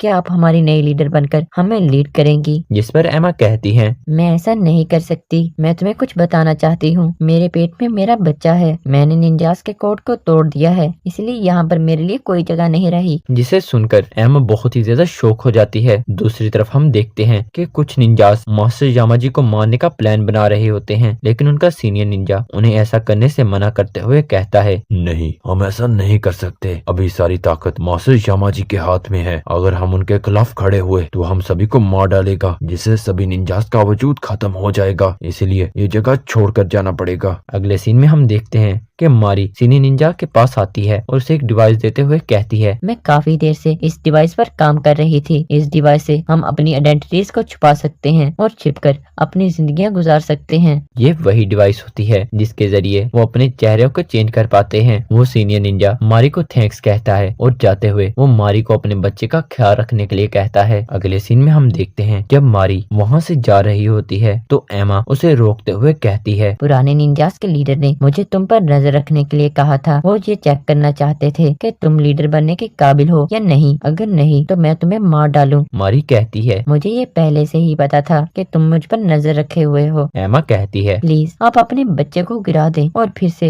एक निंजा बनकर हमें लीड करें। जिस पर एमा मना कर देती है। फिर एमा और मारी में फाइट होती है। लड़ाई के दौरान मारी एमा को दूर फेंकती है। एमा कहती है, सच पूछो तो मुझे मेरे पेरेंट्स का चेहरा याद तक नहीं। मैं जब भी आंखें बंद कर उन्हें याद करने की कोशिश करती हूँ तो मेरे सामने सिर्फ आपका चेहरा आता है। फिर हम देखते हैं कि एमा मारी पर अटैक करती है और उसकी गर्दन पर चाकू रखकर कहती है, अपने अपने आखिरी वक्त में अपने आप को बचाने की बजाय अपने बच्चे को बचाने की कोशिश की। अगर आप ऐसा ना करती तो आप खुद को आसानी से बचा सकती थी। आखिर क्यों? मारी कहती है, क्या तुम अब मुझे मार दोगी? जिस पर एमा कहती है, मुझे नहीं पता, मुझे कुछ समझ नहीं आ रहा। मैं सिर्फ एक निंजा की तरह जीना चाहती थी, लेकिन जिस ऑर्गेनाइजेशन के लिए मैं अब काम कर रही हूँ वो बिल्कुल करप्ट हो चुकी है। अगर मैं इस ऑर्गेनाइजेशन को छोड़कर यहाँ से भाग गई तो मुझे सारी जिंदगी छुपकर गुजारनी होगी और मैं ऐसी जिंदगी नहीं जीना चाहती और इसीलिए मैं अपनी जिंदगी को एक निंजा की तरह खत्म कर दूंगी। और ये कहकर वो अपने आप को मारने की कोशिश करती है, लेकिन हम देखते हैं कि मारी उसे रोक लेती है और कहती है, निंजास के पास इमोशन नहीं होते, इसीलिए वो एक परिवार को नहीं समझ सकते। मेरे पेट में पल रहे बच्चे ने मुझे एक परिवार दिया है और मुझे समझाया है कि आखिर एक परिवार क्या होता है। इमोशन निंजास को नहीं मारते बल्कि उन्हें एक नई जिंदगी देते हैं। इसलिए तुम अपने आप को मत मारो। मैंने हमेशा तुम्हें अपने परिवार का हिस्सा माना है। मारी की बातें सुनकर एमा की आंखों में आंसू आ जाते हैं। फिर हम देखते हैं कि एमा ऑर्गेनाइजेशन का हिस्सा बनने का सोच लेती है ताकि वो खुफिया तौर पर ऑर्गेनाइजेशन पर नजर रख सके। फिर हम प्रेजेंट का सीन देखते हैं। एमा बताती है, मुझे FBI पर नजर रखने के लिए एक मिशन दिया गया, जिस वजह से मुझे FBI में ज्वाइन करवाया गया। एपिसोड के एंड में हम देखते हैं कि एमा हाइगन से कहती है, जब मैं ऑर्गेनाइजेशन में थी तो मैंने बहुत सी जानकारी इकट्ठा की। इसी दौरान मेरे हाथ मास्टर श्यामा जी का मास्टर प्लान लगा। अब वो अपने मास्टर प्लान को पूरा करने में लगा हुआ है। इसके बाद हम मास्टर यामाजी और ओजा कंपनी के फाउंडर को देखते हैं जो एक बंदे के साथ मीटिंग कर रहे होते हैं।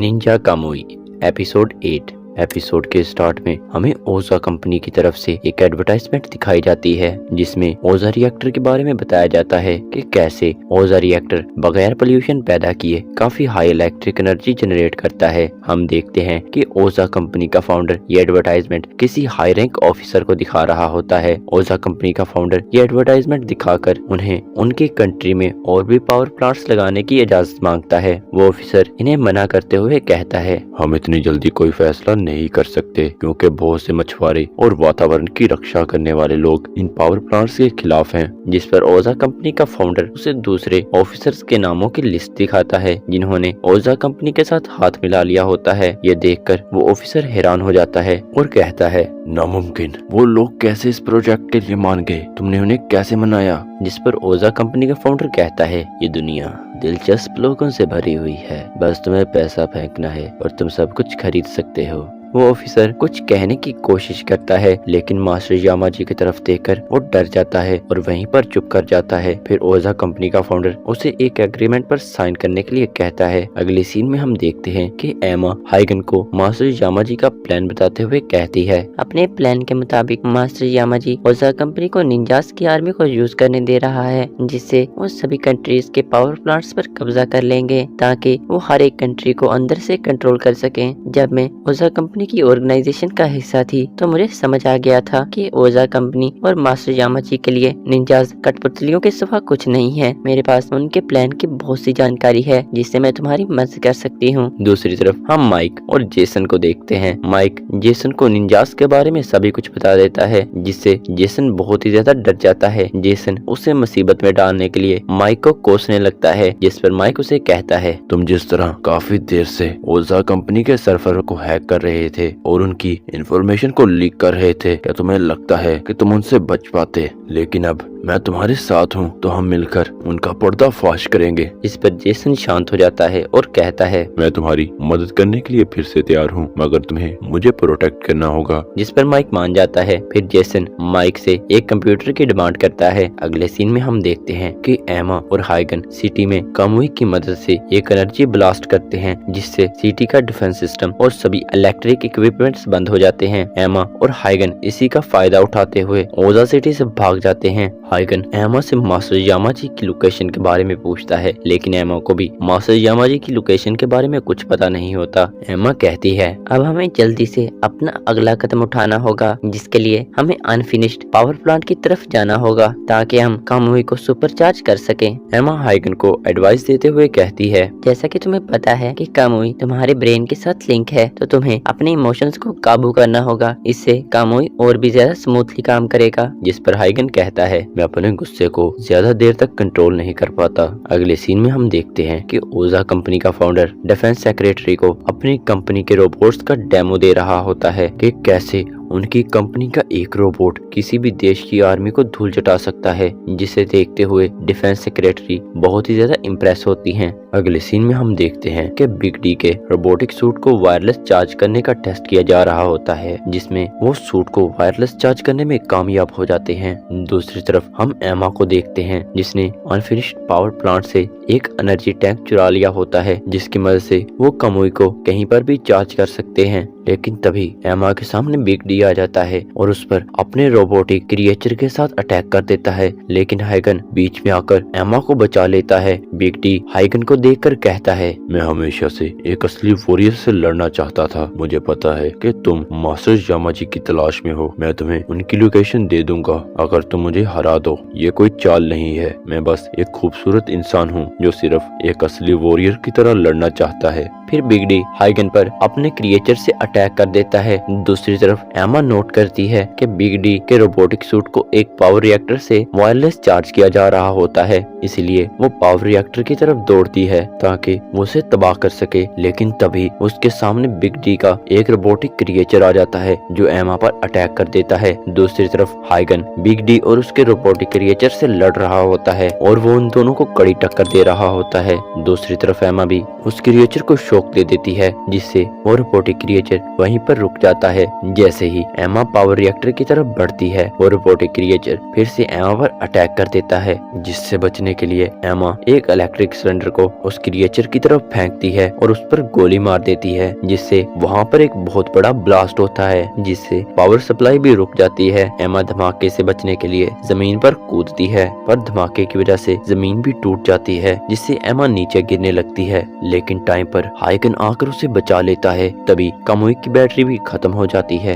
हाइगन और एमा को ऐसे देखकर बिग डी कहता है, अगर मैं चाहूँ तो तुम दोनों का काम यहीं पर तमाम कर सकता हूँ, लेकिन मैं ऐसा नहीं करूँगा क्योंकि मैं एक असली वॉरियर की तरह लड़ना चाहता हूँ। इसीलिए मैं तुम्हें अभी के लिए छोड़ रहा हूँ, लेकिन अगली बार तुम्हें ऐसा मौका नहीं मिलेगा। ये कहकर बिग डी वहाँ से चला जाता है। अगले सीन में हम देखते हैं कि हाइगन एमा की पट्टी करते हुए कहता है, मैं जानता हूँ कि तुम मेरी जान बचाकर एमा की विश पूरी कर रही हो, लेकिन मारी ने तुम्हें ऐसा करने के लिए नहीं कहा था। फिर आखिर तुम ये क्यों कर रही हो? जिस पर एमा कहती है, मैं थोड़ी सी सेल्फिश हूँ। मारी के मर जाने के बाद मैंने खुद के साथ एक वादा किया कि चाहे कुछ भी हो जाए मैं तुम्हारा साथ दूंगी। तभी एमा की वॉच पर एक नोटिफिकेशन आता है, जिससे एमा को पता चल जाता है कि उसकी कार के साथ कोई छेड़छाड़ कर रहा है। दूसरी तरफ हम माइक और जेसन को देखते हैं। जेसन एमा के कंप्यूटर को हैक करने की कोशिश कर रहा होता है, लेकिन उसके लिए ये बहुत ही ज्यादा मुश्किल होता है। जेसन कहता है, एमा सच में कमाल का पर्सन है। इस जैसे सिक्योरिटी सिस्टम को बनाना किसी आम इंसान का काम नहीं हो सकता। तभी अचानक से उनकी कार के रेडियो में एक गाना चलने लगता है। इसी के साथ हमें पास्ट का एक सीन दिखाया जाता है, जहां माइक और एमा एक बार में बैठे होते हैं। माइक एमा को अपने दोस्तों पर भरोसा करने की एडवाइस देता है, लेकिन एमा उसकी एडवाइस को मानने के लिए इनकार कर देती है। इसके बाद माइक नशे में उठकर बार में एक गाना गाने लगता है। ये वही गाना होता है जो रेडियो में बज रहा होता है। इसी के साथ हम प्रेजेंट का सीन देखते हैं, जहां माइक और जेसन कार में छिपे होते हैं। इन्हें लगता है कि ओजा कंपनी के गार्ड्स फिर उन्हें मारने के लिए उन तक पहुंच गए हैं, लेकिन कुछ समय बाद माइक हिम्मत करते हुए उनका मुकाबला करने के लिए कार से बाहर आता है। माइक जैसे ही कार से बाहर आता है, उसे वहां पर हाइगन दिखाई देता है। अगले सीन में हम देखते हैं कि वो सभी एक कमरे में बैठे हुए होते हैं। एमा माइक को अपनी पूरी सच्चाई बता देती होती है, जहाँ माइक उसकी सच्चाई सुनकर एमा पर गुस्सा करते हुए कहता है, तुमने मुझे इस गधे के साथ बांध दिया ताकि मैं इन सभी चीजों से दूर रहूं। तुमने मेरा भरोसा तोड़ दिया है एमा।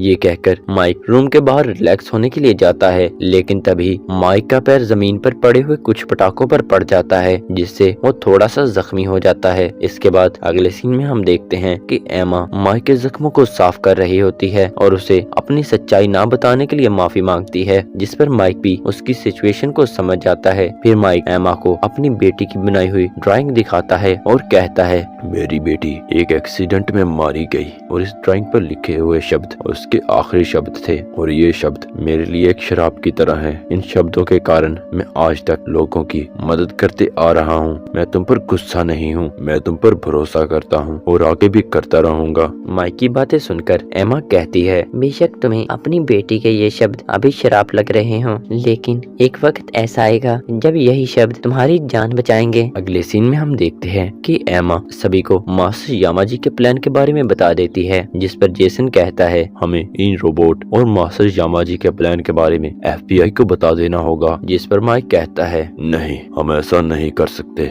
FBI ओजा कंपनी की मुट्ठी में है, उनसे बात करके कोई फायदा नहीं। एमा सभी से कहती है, हमें जल्दी ही कुछ करना होगा। अगर मास्टर यामाजी ने अपना प्लान पूरा कर लिया तो हम जाकर भी कुछ नहीं कर सकते। एपिसोड के आखिर में हम एक मीटिंग को देखते हैं, जहां एक पर्सन ओजा सिटी के फाउंडर को पब्लिक से किसी इंसिडेंट को छुपाने के लिए कह रहा होता है, जिस पर ओजा कंपनी का फाउंडर मान जाता है। एपिसोड के स्टार्ट में एमा ओजा ऑर्गेनाइजेशन के बारे में बताते हुए कहती है, अगर ओजा कंपनी के इवल प्लान्स को साइड पर रख दिया जाए तो ओजा कंपनी जो एडवांस टेक्नोलॉजी बना रही है वो इंसानियत के लिए बहुत ही फायदेमंद है। जिस पर माइक कहता है, तुम उनके बारे में ऐसी बात कैसे कर सकती हो जिनकी वजह से हमारे एल लगे पड़े हैं। फिर एमा सभी को अपना प्लान बताते हुए कहती है, मैं और हाइगन ओजा कंपनी के सभी एक्टिव पावर प्लांट्स को तबाह करेंगे और वहाँ से एनर्जी सप्लाईज को भी चुरा लेंगे ताकि हम कमोई को अच्छे से ऑपरेट कर सकें। जिस पर माइक कहता है, तो ठीक है, मैं और जेसन ओजा कंपनी को छिपकर इन्वेस्टिगेट करेंगे ताकि हम उनके बारे में जानकारी हासिल कर सकें। हाइगन, इससे हो सकता है कि निंजास का राज दुनिया के सामने आ जाए। जिस पर हाइगन कहता है, तुम जो चाहते हो करो, मुझे कोई फर्क नहीं पड़ता। फिर माइक घबराते हुए एमा से कुछ पूछने की कोशिश करता है, लेकिन वो चुप कर जाता है। जिस पर एमा कहती है, तुम्हें डरने की जरूरत नहीं माइक, तुम मुझसे कुछ भी पूछ सकते हो। जिस पर माइक डरते हुए एमा से पूछता है, मैं बस तुमसे पूछना चाहता था कि तुम्हारे और हाइगन के दरमियान कुछ चल रहा है क्या? यानी तुम समझ रही हो ना कि मैं क्या कहना चाहता हूँ? जिसे सुनकर एमा माइक के गोटों पर अपनी लात मारती है, जिस पर माइक दर्द से चिल्लाते हुए कहता है, मैंने बस पूछा था। और लड़की, तुम्हें तुम्हारे सीनियर्स और बड़ों की इज्जत करनी चाहिए। जिस पर सभी हंसने लगते हैं। इसके बाद बाहर हम ट्रक पर एक ट्रैकिंग डिवाइस लगा हुआ देखते हैं। अगले सीन में ओसा कंपनी के फाउंडर यामाजी से कहता है, मुझे समझ नहीं आता, बिग डी ने अपने सामने हाइगन को वो पावर प्लांट तबाह करने दिया, लेकिन फिर भी आपने उसे ऑर्गेनाइजेशन का दोबारा से हिस्सा बना लिया। जिस पर मास्टर यामाजी कहते हैं, हाइगन से बगैर रोबोटिक सूट के लड़ना एक बेवकूफी होती। मुझे बिग डी की काबिलियत पर भरोसा है। वो जितना कर सकता था उसने किया, लेकिन उसकी इसमें कोई गलती नहीं है। जिस पर ओसा कंपनी का फाउंडर बहुत ही ज्यादा गुस्से में आ जाता है और कहता है, आखिर इसमें उसकी गलती कैसे नहीं है? उसकी वजह से सब कुछ बिगड़ चुका है। वो आप ही थे जो अपने प्लान को जल्दी से पूरा करना चाहते थे, लेकिन तुम्हारे बेवकूफ निंजास की वजह से मुझे कमेटी के मेंबर्स को जवाब देना पड़ रहा है। मैं इस दुनिया को एक गेम की तरह जीतने के करीब ही हूँ। मैं अपनी महारत से इस दुनिया को बदल के रख दूंगा और अगर तुम्हारे निंजास फिर से मेरे रास्ते में आए तो उनका अंजाम अच्छा नहीं होगा यामाजी। जिस पर मास्टर यामाजी कहते हैं, ये सब तुम्हारे लिए एक गेम है। जिस पर ओजा सिटी का फाउंडर कहता है, हाँ, और मैं ही इस गेम को खेलने के लायक हूँ। जिसे सुनकर यामाजी कहते हैं, हम निंजास का काम किसी भी कीमत पर तुम जैसे कमीनों को इस दुनिया से खत्म करना है। मास्टर यामाजी की ये बात सुनकर फाउंडर बहुत ही ज्यादा डर जाता है, लेकिन फिर वो आगे बढ़ते हुए कहता है, तो यामाजी ठीक है, इसे याद रखना, अगर तुम्हारा कोई भी निंजा फिर से मेरे रास्ते में आया तो उसका अंजाम अच्छा नहीं होगा। फिर ओसा कंपनी के फाउंडर का होलोग्राम वहाँ से गायब हो जाता आता है। हम देखते हैं कि उन पर एक कुएं ने नजर रखी हुई होती है। अगले सीन में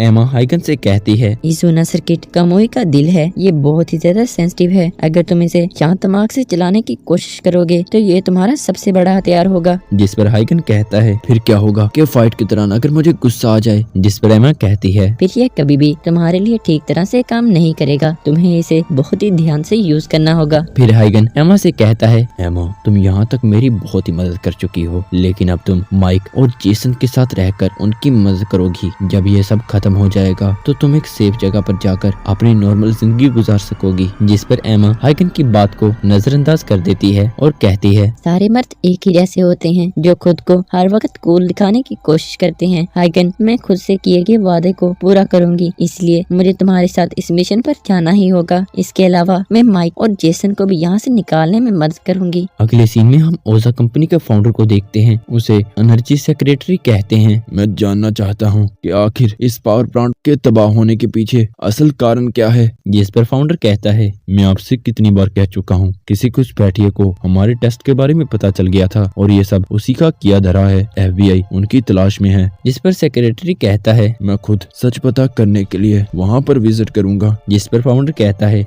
ये नामुमकिन है, मैं इतना रिस्क नहीं ले सकता, इससे हमारी टेक्नोलॉजी चोरी हो सकती है। इसके अलावा मैंने टेस्ट के सभी रिकॉर्ड्स आपको भेज दिए हैं। जिस पर सेक्रेटरी कहता है, मैंने पहले शहर में होने वाले धमाके को किसी तरह से दबा दिया था, लेकिन इस बार वाला मामला बिल्कुल ही अलग है। मुझे पता है कि तुमने सभी ऑफिसर्स को रिश्वत देकर उनका मुंह चुप करवा दिया है, लेकिन तुम पब्लिक का मुंह कैसे चुप करवाओगे? सेक्रेटरी की इन बातों को सुनकर फाउंडर बहुत ही ज्यादा गुस्से में आ जाता है और कहता है, तुम बेवकूफ लोग बस बकवास करना जानते हो। वो मैं हूँ जो तुम्हारे ख्वाबों को हकीकत में बदलने के लिए पूरी तरह कोशिश कर रहा हूँ। जिसे सुनकर सेक्रेटरी फोन काट देता है। इसके बाद फाउंडर डायरी से बिग डी को कॉल लगाने के लिए कहता है, लेकिन हम देखते हैं कि बिग डी अपने बाल कटवा रहा होता है, जिसकी वजह से वो कॉल नहीं उठाता। बाल काटने वाला पर्सन बिग डी से कहता है, तुम्हें फोन उठा लेना चाहिए था। जिस पर बिग डी कहता है, मैंने ये टाइम खास तौर पर अपने बालों को कटवाने के लिए लिया है, इसके अलावा मैं वो कर चुका हूँ जो वो चाहते हैं। हम देखते हैं कि एमा की वैन पर वो ट्रैकर किसी और ने नहीं बल्कि बिग डी ने लगाया होता है और वो उनकी लोकेशन पर नजर रखे हुए होता है। दूसरी तरफ बिग डी के कॉल काटने की वजह से ओजा कंपनी का फाउंडर बहुत ही ज्यादा गुस्से में आ जाता है। अगले सीन में हम जाई को कहीं जाता हुआ देखते हैं। ओजा कंपनी का फाउंडर जाई से कहता है, काफी देर बाद मुलाकात हुई आप। वैसे मैं तुमसे कुछ कहना चाहता हूँ, अगर मैं बॉस होता तो मैं हाइगन को मारने के लिए तुम्हें कभी नहीं रोकता। ये कहकर फाउंडर वहाँ से चला जाता है। फिर जाई लैब में रोबोटिक सूट को देखने के लिए आता है और एक साइंटिस्ट से पूछता है, ओजा कंपनी का फाउंडर वो यहाँ क्या करने आया था? जिस पर एक पर्सन बताता है, वो खुद बिग डी के रोबोटिक सूट की मेंटेनेंस को चेक करने के लिए आए थे। ऐसा पहली बार हुआ है कि उन्होंने किसी रोबोटिक सूट की मेंटेनेंस को चेक किया है। फिर जाई अपने रोबोटिक सूट के बारे में पूछता है, जिस पर साइंटिस्ट उसे बताता है, आपका रोबोटिक सूट बस तैयार होने ही वाला है, जल्द ही ये अपनी पूरी पावर के साथ यूज करने के लिए काबिल हो जाएगा। इसके बाद हम अगले सीन पर शिफ्ट होते हैं, जहां हाइगन अपने सूट कामुई को डिटेल से समझने के लिए कुछ पढ़ाई कर रहा होता है। तभी उसके पास माइक आता है और कहता है, प्लीज हाइगन मुझ पर एक एहसान करना, तुम्हें किसी भी हालत में एमा को सेफ रखना होगा। दूसरी तरफ हम एमा को देखते हैं जो जेसन के साथ ओजा कंपनी के सर्विस को हैक करने की कोशिश कर रहे होते हैं ताकि वो किसी सीक्रेट फाइल को चुरा सके जिसे वो एविडेंस के तौर पर दुनिया को दिखा सके। इसी के साथ हम दूसरी तरफ देखते हैं कि बिग डी ने अपने बाल कटवा लिए होते हैं और वो हाइगन से एक कसली वॉरियर की तरह लड़ने के लिए निकल पड़ता है। इसके बाद सीन एमा और जेसन पर शिफ्ट होता है जो ओजा कंपनी के सर्विस को हैक करने में कामयाब हो जाते हैं। तभी बिग डी अपने रोबोटिक सूट के साथ वहाँ पर पहुँच जाता है और हाइगन को अपने रोबोटिक सूट को पहनकर बाहर आने के लिए कहता है। फिर हाइगन अपने रोबोटिक सूट को पहनकर फाइट के लिए रेडी हो जाता है, जिसके बाद उन दोनों में फाइट शुरू हो जाती है। हम देखते हैं कि तभी हाइगन और उसके साथियों को ओजा कंपनी के सोल्जर्स उन्हें घेर लेते हैं। हमें पता चलता है कि इन सोल्जर्स को भेजने का काम ओजा कंपनी के फाउंडर का होता है। वो सोल्जर्स हाइगन और उसके साथियों पर हमला करने लगते हैं। एमा कुछ रोबोट्स को एक्टिवेट करके अपनी गाड़ी को शूटिंग से प्रोटेक्ट करने की कोशिश करती है। हम देखते हैं कि एक सोल्जर उन पर रॉकेट से हमला करने की कोशिश करता है, लेकिन तभी माइक माइक उन पर एक मिसाइल से हमला कर देता है और उनका काम तमाम कर देता है। फिर वो सभी सोल्जर्स माइक पर फायरिंग करने लगते हैं। माइक को बचाने के लिए एमा हाइगन को जेसन पर छोड़कर माइक की मदद के लिए बाहर निकल जाती है। दूसरी तरफ हाइगन और बिग डी में एक जबरदस्त फाइट हो रही होती है। हम माइक को देखते हैं जिससे एक सोल्जर गोली मार देता है। माइक को गोली लगता देखकर एमा बहुत ही ज्यादा घबरा जाती है, लेकिन हम देखते हैं कि माइक ने एक बुलेट प्रूफ जैकेट पहनी होती है जिसकी वजह से वो बच जाता है। माइक को जिंदा देखकर एमा की जान में जान आती है। दूसरी तरफ लड़ाई के दौरान हाइगन अपनी तलवार को बिग डी के सीने में घुसा देता है। बिग डी हाइगन से कहता है, ओह क्या शानदार लड़ाई थी। इससे मुझे ऐसे लगा कि मैं पहली बार एक असली वॉरियर से लड़ा हूँ। तभी एमा भी वहाँ पर आ जाती है। फिर बिग डी हाइगन से कहता है, मुझे खुशी है कि मैं अपने आखिरी वक्त में एक सच्चे वॉरियर की तरह लड़ते हुए मरा हूँ। चलो हाइगन आगे बढ़ो और मेरा खेल तमाम कर दो। फिर हाइगन उसे मारने के लिए आगे बढ़ने लगता है, लेकिन हम देखते हैं कि तभी बिग डी के सूट से तेज रोशनी निकलने लगती है। हमें पता चलता है कि बिग डी के रोबोटिक सूट में ओजा कंपनी के फाउंडर ने एक बॉम्ब प्लांट कर दिया था ताकि वो सभी को मार सके, लेकिन मरते वक्त बिग डी हाइगन को अपने रोबोटिक क्रिएचर से कवर कर देता है। माइक एमा को बचाने के लिए भागता है, लेकिन एमा उसे अपने रोबोटिक सूट के साथ रोक देती है। तभी वहाँ पर एक बड़ा ब्लास्ट होता है। हम देखते हैं कि इस ब्लास्ट से बिग डी मारा जाता है और एमा बहुत ही ज्यादा घायल हो जाती है। फिर माइक और हाइगन एमा के पास भागते हुए आते हैं। एमा हाइगन से माइक के बारे में पूछती है, जिस पर माइक जोर जोर से रोने लगता है। एमा कहती है, मैं बहुत ही ज्यादा लकी हूँ। मुझे लगा था कि मरने के वक्त मैं बिल्कुल अकेली होंगी। इसी के साथ एमा अपना दम तोड़ देती है। अगले सीन में हम देखते हैं कि माइक सभी से कहता है, एमा ने कभी भी मेरा कोई ऑर्डर नहीं माना, लेकिन मुझे उसके साथ काम करने में मजा आता था। उसे देखकर मुझे मेरी बेटी की याद आती थी। जिस पर हाइगन कहता है, मैंने कभी भी किसी निंजा को मरते वक्त इतना खुश नहीं देखा। फिर हाइगन एमा की चिता को जला देता है और खुद से वादा करता है, ऑर्गेनाइजेशन ने मेरे सभी प्यारों को मुझसे छीन लिया। अब मैं उस ऑर्गेनाइजेशन को तबाह कर दूंगा। एपिसोड के आखिर में हम देखते हैं कि जाई का रोबोटिक सूट पूरे तरीके से तैयार हो चुका होता है। एपिसोड के स्टार्ट में हमें पास्ट का एक सीन दिखाया जाता है जहां जाई हिकान और मारी से कहता है, लगता है कि सभी निंजास विलेज को छोड़ने की तैयारी कर रहे हैं। मास्टर ने पर्सनली मुझे ऑर्डर दिया है कि मैं गद्दारों को मार डालूं। जल्द ही वो तुम्हें भी यही ऑर्डर देने वाले हैं। जिस पर हिगान कहता है, जाई अब तुम क्या करने वाले हो? जिस पर जाई कहता है, वही जो मुझे कहा गया है, मैं सभी गद्दारों को मार डालूंगा। जिस पर हिगान कहता है, अगर वो गद्दार तुम्हारे दोस्त हुए तो तुम क्या करोगे? जाई कहता है, ऑर्गेनाइजेशन ने मुझे सब कुछ दिया है, मेरा नाम, मेरा गरूर और मेरे जीने की वजह। ऑर्गेनाइजेशन मेरे लिए सब कुछ है। निंजास को किसी भी सिचुएशन में ऑर्गेनाइजेशन का साथ देना होगा और जो ऐसा नहीं करेगा उनके सर कलम कर दिए जाएंगे। इसी के साथ हमें प्रेजेंट का सीन दिखाया जाता है जहां उनके रोबोटिक सूट टूट चुके होते हैं। वो दोनों एक दूसरे को बराबरी की टक्कर दे रहे होते हैं। हम देखते हैं कि लड़ाई के दौरान हिगान जाई को बहुत ही बुरी तरह मारने लगता है। जाई समझ जाता है कि हिगान से ऐसे हैंड टू हैंड कंबाइट करना उसके लिए खतरनाक हो सकता है। इसीलिए जाई अपनी secret Ninja heart thunder clap का यूज करता है, जिससे वहाँ की जमीन फट जाती है। जाई बिजली की स्पीड के साथ हिगान पर हमला करने लगता है। जाई कहता है, तुम उन सभी को बचा सकते थे जिनसे तुमने प्यार किया। मैं तुम्हें बार बार नरक का एहसास करवाने वाला हूँ जब तक कि तुम मर नहीं जाते। हम देखते हैं कितनी बुरी मार खाने के बाद हिगान भी अपनी सीक्रेट आर्ट सेरेनिटी का यूज करता है, जिससे हिगान के पांचों सेंसेस बहुत ही तेजी से वर्क करने लगते हैं। अब फाइट में हिगान भी अपने पांचों सेंसेस का यूज पीक पर करते हुए जाई को बहुत ही बुरी तरह मारने लगता है। लेकिन जाई भी अपनी पूरी ताकत का इस्तेमाल करते हुए हिगान पर अपनी तलवार से हमला कर देता है, लेकिन हिगान जाई को एक मुक्का मारता है जिससे जाई का मास्क टूट जाता है। इसी के साथ हमें उसका असली आधा जला हुआ चेहरा दिखाया जाता है। हमें पता चलता है कि जाई ने हिगान और मारी की सच्चाई जानते हुए भी उन्हें विलेज से जाने दिया, जिसे जानकर क्लैन के लीडर जाई को सजा के तौर पर उसके आधे चेहरे को गर्म रोड से जला देते हैं। इसी के साथ प्रेजेंट में जाई हिगान के ऊपर चढ़कर उसे बहुत ही बुरी तरह मुक्के मार रहा होता है। जाई हिगान से कहता है, तुम्हें पता था कि एक्साइल निंजा की मंजिल सिर्फ मौत है, लेकिन इसे जानते हुए भी तुमने वो सब किया। कमीने, ये सब कुछ ना हुआ होता अगर तुम निंजास के कोड और हमारे वादे को ना तोड़ते। जिस पर हिगान कहता है, हमने कुछ गलत नहीं किया मारी, और मैंने महसूस किया कि कोई भी कोड फॉलो करने के लायक नहीं रहा। हमने बस वो चुना जो हमें ठीक लगा।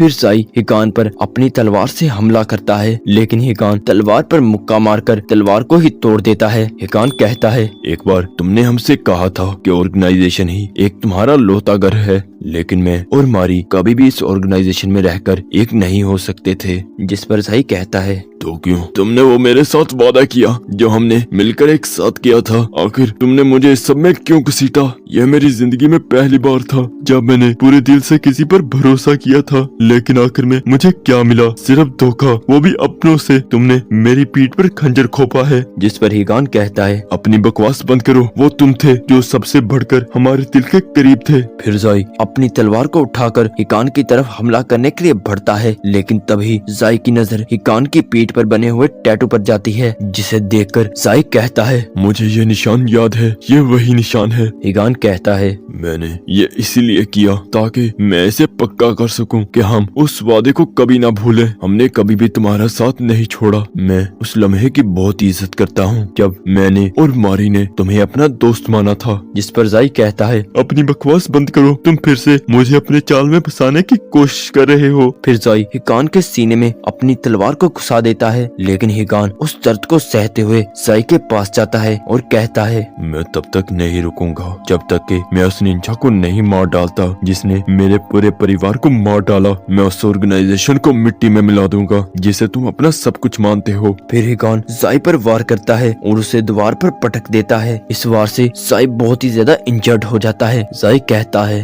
तुम एक दिन जान जाओगे कि मैं गलत नहीं था। जिस पर हिकान कहता है, मारी ने मुझे एक दफा कहा था, अगर मेरा सामना कभी भी साई से हुआ तो मैं उसे वो करने दूंगी जो वो चाहेगा, चाहे वो कोर्ट या अपनी नफरत के कारण मुझे मार ही क्यों न डाले, लेकिन इसके बदले में कम से कम हम अपने बच्चे को उसे बख्शने के लिए कहेंगे। चाहे हालात कुछ भी हो, मुझे यकीन है कि हमारा बेटा जाई को जिंदगी जीने की एक और वजह देगा। शायद ये नन्ही जान उसे समझा सके कि हम जैसे निंजास अपने फ्यूचर को खुद डिसाइड कर सकते हैं। इसी के साथ प्रेजेंट में जाई बहुत ही ज्यादा इंजर्ड होने की वजह से वहीं पर गिर जाता है। हिकान कहता है, जाई सुनो, हमें अपने पास्ट को बुलाकर अपने प्रेजेंट को सुधारना चाहिए। दूसरी तरफ हम जेसन को देखते हैं जो एमा की चुराई हुई ओजा कंपनी की इंफॉर्मेशन को अनकोड करने की कोशिश कर रहा होता है, लेकिन बार बार वो फेल ही हो रहा होता है। तभी माइक वैन में आता है और पूछता है, सब कुछ कैसा चल रहा है? क्या तुमने उस इंफॉर्मेशन को अनकोड कर लिया? जिस पर जेसन कहता है, मैं उसे अनकोड करने की कोशिश कर रहा हूँ, लेकिन ये सब बहुत ही मुश्किल है। और तुम बताओ कि आखिर तुम्हारे प्लान का क्या हुआ? जिस पर माइक कहता है, चीजें और भी उलझ चुकी हैं। FBI जल्द ही हमें ढूंढ लेगी।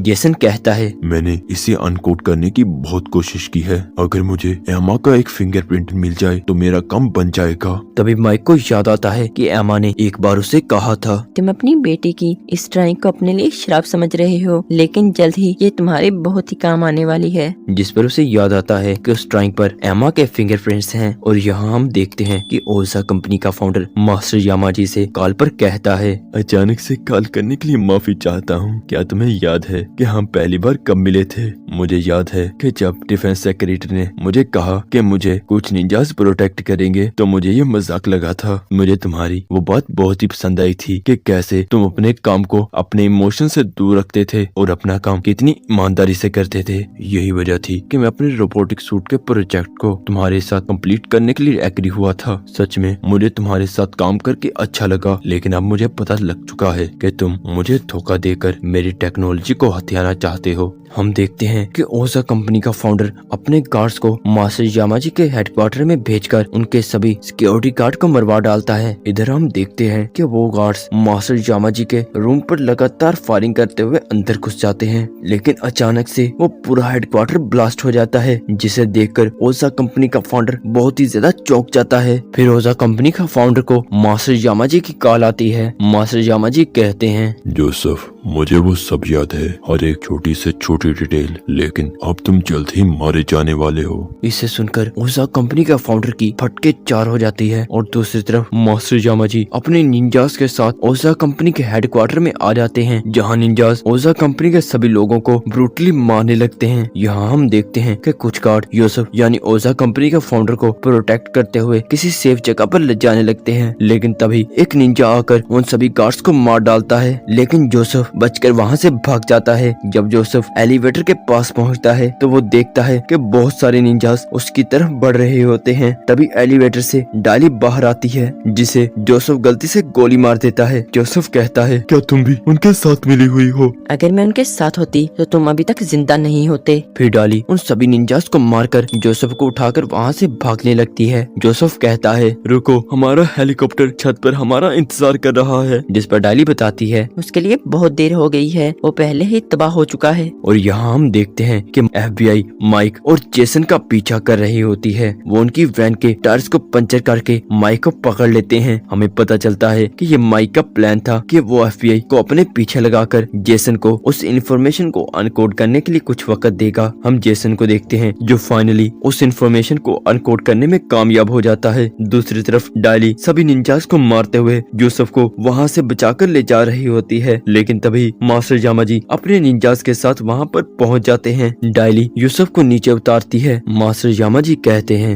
मुझे याद है कि डाली, मैंने तुमसे कहा था कि यूसुफ को प्रोटेक्ट करो, लेकिन अब इसकी और जरूरत नहीं है। जिस पर डायली यूसुफ के पास जाती है और उससे माफी मांगते हुए गले से पकड़कर बिल्डिंग से नीचे फेंक देती है। हम देखते हैं कि यूसुफ को एक हेलीकॉप्टर बचा लेता है। हमें पता चलता है कि डायली ने अपने प्यार यानी यूसुफ को बचाने के लिए ये प्लान बनाया था। और यहाँ हम देखते हैं कि हाइगन के पास एपिसोड 2 के स्टार्ट वाला वही बंदा आता है। दूसरी तरफ हम जाई को देखते हैं जिसे याद आता है मास्टर यामाजी ने कहा था, हमें 2 एक्साइल निंजास की लोकेशन मिली है। वो निंजास हिकान और मारी है। इसके अलावा उनके साथ उनका एक बेटा भी है। जिसे सुनकर जाई बहुत ही ज्यादा चौंक जाता है। मास्टर यामाजी कहते हैं, उन सभी को मरना होगा। जाई, मुझे तुम पर भरोसा है और इस भरोसे को कायम रखना। इसी के साथ जाई को मारी के साथ वो वक्त याद आता है जब मारी ने उसे अपने पास्ट को भूलकर अपने फ्यूचर को बेहतर करने के बारे में कहा था। जाई सोचता है, मारी ने कहा था कि उसका बेटा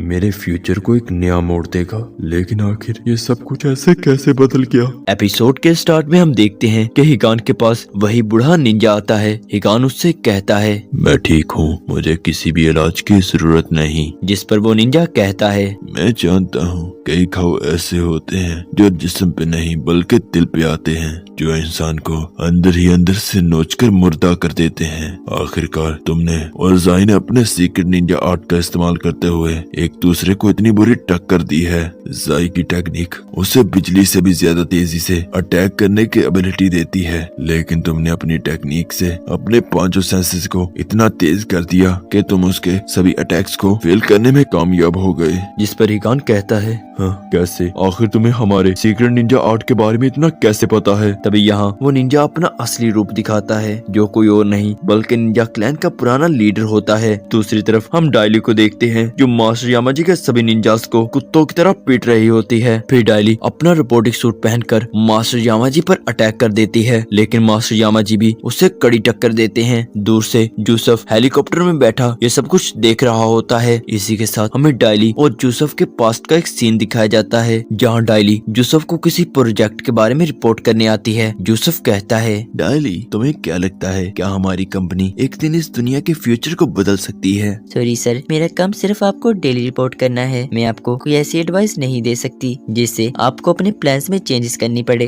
आखिर क्यों? क्योंकि तुम एक निंजा हो या तुम एक एक्स आर्मी सोल्जर हो या तुम मेरी सेक्रेटरी हो। मेरा काम सिर्फ आपको प्रोटेक्ट करना है और मैं एक सोल्जर के अलावा कुछ भी नहीं हूँ। सोचो डायली, अगर हम गरीबी और पोल्यूशन को जड़ से खत्म कर दें तो दुनिया कितनी बदल जाएगी। कोई भी ऐसा नहीं कर सकता क्योंकि उनके पास वो पावर और इंटेलिजेंस नहीं है जो अब हमारे पास है। डायली, मेरी सर्च इस दुनिया को एक नई उम्मीद दे सकती है जिससे सभी की जिंदगी आसान हो जाएगी। प्रेजेंट में डायली कहती है, ओसा कंपनी के बगैर भी ये दुनिया बदल सकती है जब तक कि तुम जिंदा हो यूसुफ। तब पीछे से मास्टर यामाजी कहते हैं, क्या पागलपन है? वो वक्त आ चुका है जब निंजास इस दुनिया पर राज करेंगे। मुझे यकीन नहीं आता कि तुम जैसी निंजा उस बेवकूफ का साथ दे रही है। डायली मास्टर यामाजी पर हमला करते हुए कहती है, वो बेवकूफ नहीं है, उसने मेरी सोच को बदल दिया। मुझे यकीन है कि यूसुफ एक दिन इस दुनिया को बदल देगा। उसने ये प्रूव किया है कि उसकी सर्च हमें पहले से बेहतर कर सकती है। ये कहकर वो मास्टर यामाजी को एक जोरदार पंच मारती है जिससे डायली को लगता है कि मास्टर यामाजी का खेल खत्म हो चुका है। लेकिन तभी मास्टर यामाजी अपना रोबोटिक सूट पहनकर डायली के सामने आ जाते हैं, जिसे देखकर डायली चौंक जाती है और कहती है, ये क्या? ये तो रोबोटिक सूट का सबसे ग्रेटेस्ट और बेस्ट वर्जन मिकाडो है। वो बेवकूफ ये कभी नहीं समझ पाता कितनी पावर को कैसे यूज करते हैं। उसे मेरा धन्यवाद करना चाहिए कि वो मेरे खेल में मेरा एक बेहतरीन प्यादा रहा है। हम निंजास में कोई इमोशन, कोई फीलिंग, कोई अहंकार नहीं होता। हम निंजास सिर्फ खोखले इंसान होते हैं। ये कहकर मास्टर यामाजी डायली पर एक जोरदार फायर करते हैं जिससे ओजा सिटी का बैरियर तक टूट जाता है और यहाँ मास्टर यामाजी ने डायली का बहुत ही बुरा हाल किया होता है। तब मास्टर यामाजी डायली के शरीर में अपनी सभी तलवारें घुसा देते हैं जिससे डायली वहीं पर मारी जाती है। दूसरी तरफ हिगान लीडर से कहता है, आखिर आप इतने समय से हमारी मदद क्यों कर रहे हैं? मैं तो एक एक्साइल निंजा हूँ ना। मैंने कोड को ब्रेक करते हुए अपनी एक फैमिली बनाई है। मैं आपकी मदद के लायक नहीं हूँ। जिस पर चीफ कहते हैं, वो कोड एक शराब था जिसने सभी निंजास को अपनी जंजीरों में जकड़ रखा था। हमारी ऑर्गेनाइजेशन बहुत ही पुरानी है। हमने उन सभी को खत्म कर दिया जो हमारे खिलाफ खड़े हुए। हमने अंडरवर्ल्ड पर भी राज किया और परछाइयों में छुपकर अपनी ऑर्गेनाइजेशन को और मजबूत किया। लेकिन अंत में जापान खुद हमसे अलग हो गया और जापान ने किसी और ऑर्गेनाइजेशन को हायर कर लिया। ये नेचुरल है। आखिर कौन परछाइयों में छुपी ऑर्गेनाइजेशन पर भरोसा करेगा? मैंने कई रास्ते ढूंढे जिस पर एक निंजा चल सके, लेकिन मैं नाकाम रहा और तब मुझे एहसास हुआ कि मैं एक बूढ़े निंजा के अलावा कुछ भी नहीं हूँ जो सिर्फ एक पुराने कोड से जकड़ा हुआ है। जिसके बाद मैंने खुद को परछाइयों में छुपा लिया और ऑर्गेनाइजेशन के इतिहास को पढ़ने लगा ताकि मैं अपने सवालों के जवाब जान सकूं। फिर चीफ हिकान को अपनी इमेजिनरी आर्ट का इस्तेमाल करते हुए एक सीन दिखाते हैं जिसमें वो डॉक्टर के रूप में मारी से कहते हैं, मैंने तुम्हारे अंदर कुछ फीलिंग्स को महसूस किया है जो किसी भी निंजा के लिए बहुत अजीब है। मैंने ऐसी फीलिंग 2 और निंजाज में फील की है। वो वक्त दूर नहीं जब तुम्हें इन फीलिंग्स से मजबूर होकर एक मुश्किल फैसला करना होगा। जिस पर मारी कहती है, मुझे नहीं पता, लेकिन क्या आप इसके बारे में चीफ को रिपोर्ट करने वाले हैं? नहीं, मैं उन्हें कुछ नहीं बताऊंगा, लेकिन ये बात तुम्हें भी पता है कि जो रास्ता तुमने चुना है उस पर चलते हुए एक दिन तुम्हें मौत का सामना करना ही होगा। सच कहूँ तो मुझे नहीं पता कि मैं इसके लिए तैयार हूँ या नहीं, लेकिन मैं अपनी जिंदगी को अपनी किस्मत से आजाद होकर जीना चाहती हूँ। इसी के साथ वो सीन हट जाता है। चीफ हिकान से कहते हैं, पास्ट में सभी निंजास एक दूसरे से लड़के खुद को बेहतर साबित करते थे, लेकिन इससे कुछ नहीं बदला। फिर तुम दोनों को देखकर मुझे लगा कि तुम तीनों पास्ट की गलतियों को बदल सकते हो और फ्यूचर को एक नया रूप दे सकते हो। मैंने तुम लोगों पर हमेशा नजर रखी। एक निंजा बस एक तलवार वाला वॉरियर नहीं होता, वो अपनी तलवार को अपने दिल के मुताबिक चलाता है। मैंने तुम तीनों में फ्यूचर को बदलते हुए देखा। दूसरी तरफ मैंने मास्टर यामाजी के भी प्लान को जाना। मास्टर यामाजी भी गलत नहीं है क्योंकि वो निंजास को एक बेहतर फ्यूचर देना चाहते हैं, लेकिन उसकी सोच अलग है। इसी के साथ हमें पास्ट का एक सीन दिखाया जाता है जहाँ मास्टर यामाजी निंजा ऑर्गेनाइजेशन को बेहतर करने के लिए चीफ को अपना प्लान बताते हैं। चीफ कहते हैं, हम सब निंजास के लिए बेहतर फ्यूचर चाहते हैं, लेकिन जो रास्ता तुमने चुना है उसके लिए हमें बहुत सी कुर्बानियां देनी होंगी। जिस पर यामाजी कहते हैं, मेरा प्लान सभी निंजास के लिए एक नया रास्ता खोल देगा और इस दुनिया में शांति लाएगा, और जो भी मेरे रास्ते में रुकावट बनेगा मैं उसे खत्म कर दूंगा। क्या आप मेरा इसमें साथ देंगे? जिस पर चीफ कहते हैं, मेरा जवाब अब भी वही है, मैं तुम्हारा साथ नहीं दे सकता, मुझे माफ करना यामाजी। जिस पर मास्टर यामाजी चीफ की गर्दन को उनके धड़ से अलग कर देता है। प्रेजेंट में हिकान चीफ से कहता है, अगर आपको मास्टर यामाजी ने मार दिया है तो आप मेरे सामने अभी जिंदा कैसे हैं? जिस पर चीफ कहते हैं, तुमने तो वो कहावत सुनी होगी कि बिल्लियों की 9 जिंदगियां हैं। मैंने उसी टेक्निक का इस्तेमाल किया, लेकिन उसके बदले मुझे अपनी सभी निंजास एबिलिटीज को खोना पड़ा ताकि मैं मास्टर यामाजी पर नजर रख सकूं। हिकान, अब तुम ही हमारी आखिरी उम्मीद हो, क्योंकि वो तुम ही हो जो इस दर्दनाक और बेरहम फ्यूचर को बदल सकते हो। जिस पर हिकान कहता है, मैं निंजास के लिए नहीं लड़ूंगा, लेकिन मैं उनके लिए लड़ूंगा जिन्होंने मेरी जान बचाने के लिए खुद की जान खतरे में डाली। अगले सीन में हमें माइक और उसके बॉस के दरमियान बातचीत दिखाई जाती है। माइक का बॉस माइक से एमा की चुराई हुई ओजा कंपनी की इन्फॉर्मेशन मांगता है। माइक का बॉस कहता है, अगर तुम मुझे उस दोस्त की लोकेशन बता दो जिसने ये इन्फॉर्मेशन लीक की है तो मैं तुम्हारे सभी साथियों की जान बख्श दूंगा। जिस पर माइक कहता है, क्या तुम्हें लगता है कि मैं इस बकवास पर यकीन कर लूंगा? मैं जानता हूँ कि तुम उनके साथ क्या करने वाले हो। जिस पर माइक का बॉस कहता है, तुम्हें क्या लगता है कि मुझे क्या करना चाहिए? मैं चाहता हूँ कि तुम ओसा कंपनी के फाउंडर यूसुफ को अरेस्ट अरेस्ट करो जो अनगिनत मौतों के पीछे है। जिस पर माइक का बॉस कहता है, तुम भी जानते हो कि ये मैं अकेला नहीं कर सकता, क्योंकि ये करना बहुत ही जानलेवा और खतरनाक है। तभी एक ऑफिसर माइक के बॉस को कॉल पर कहता है, सर ओजा कंपनी के डाटा को किसी ने पब्लिक कर दिया है। उस डाटा में उन सभी FBI और बड़े गवर्नमेंट ऑफिसर्स के नाम हैं जो ओजा कंपनी के साथ मिले हुए हैं, लेकिन अभी भी कुछ ऑफिसर्स के नाम छिपे हुए हैं। और यहाँ माइक कहता है, उसमें कुछ लोगों के नाम अभी भी छुपे हुए हैं, लेकिन डिफेंस सेक्रेटरी ने ओजा कंपनी को अपनी निंजास की आर्मी का इस्तेमाल करने दिया, जिसकी वजह से मैंने अपने दोस्त को उसका नाम पब्लिक करने के लिए कहा था। जिस पर माइक का बॉस कहता है, क्या तुम आर्मी और FBI को ब्लैकमेल करना चाहते हो? मैं ऐसा ही करूंगा।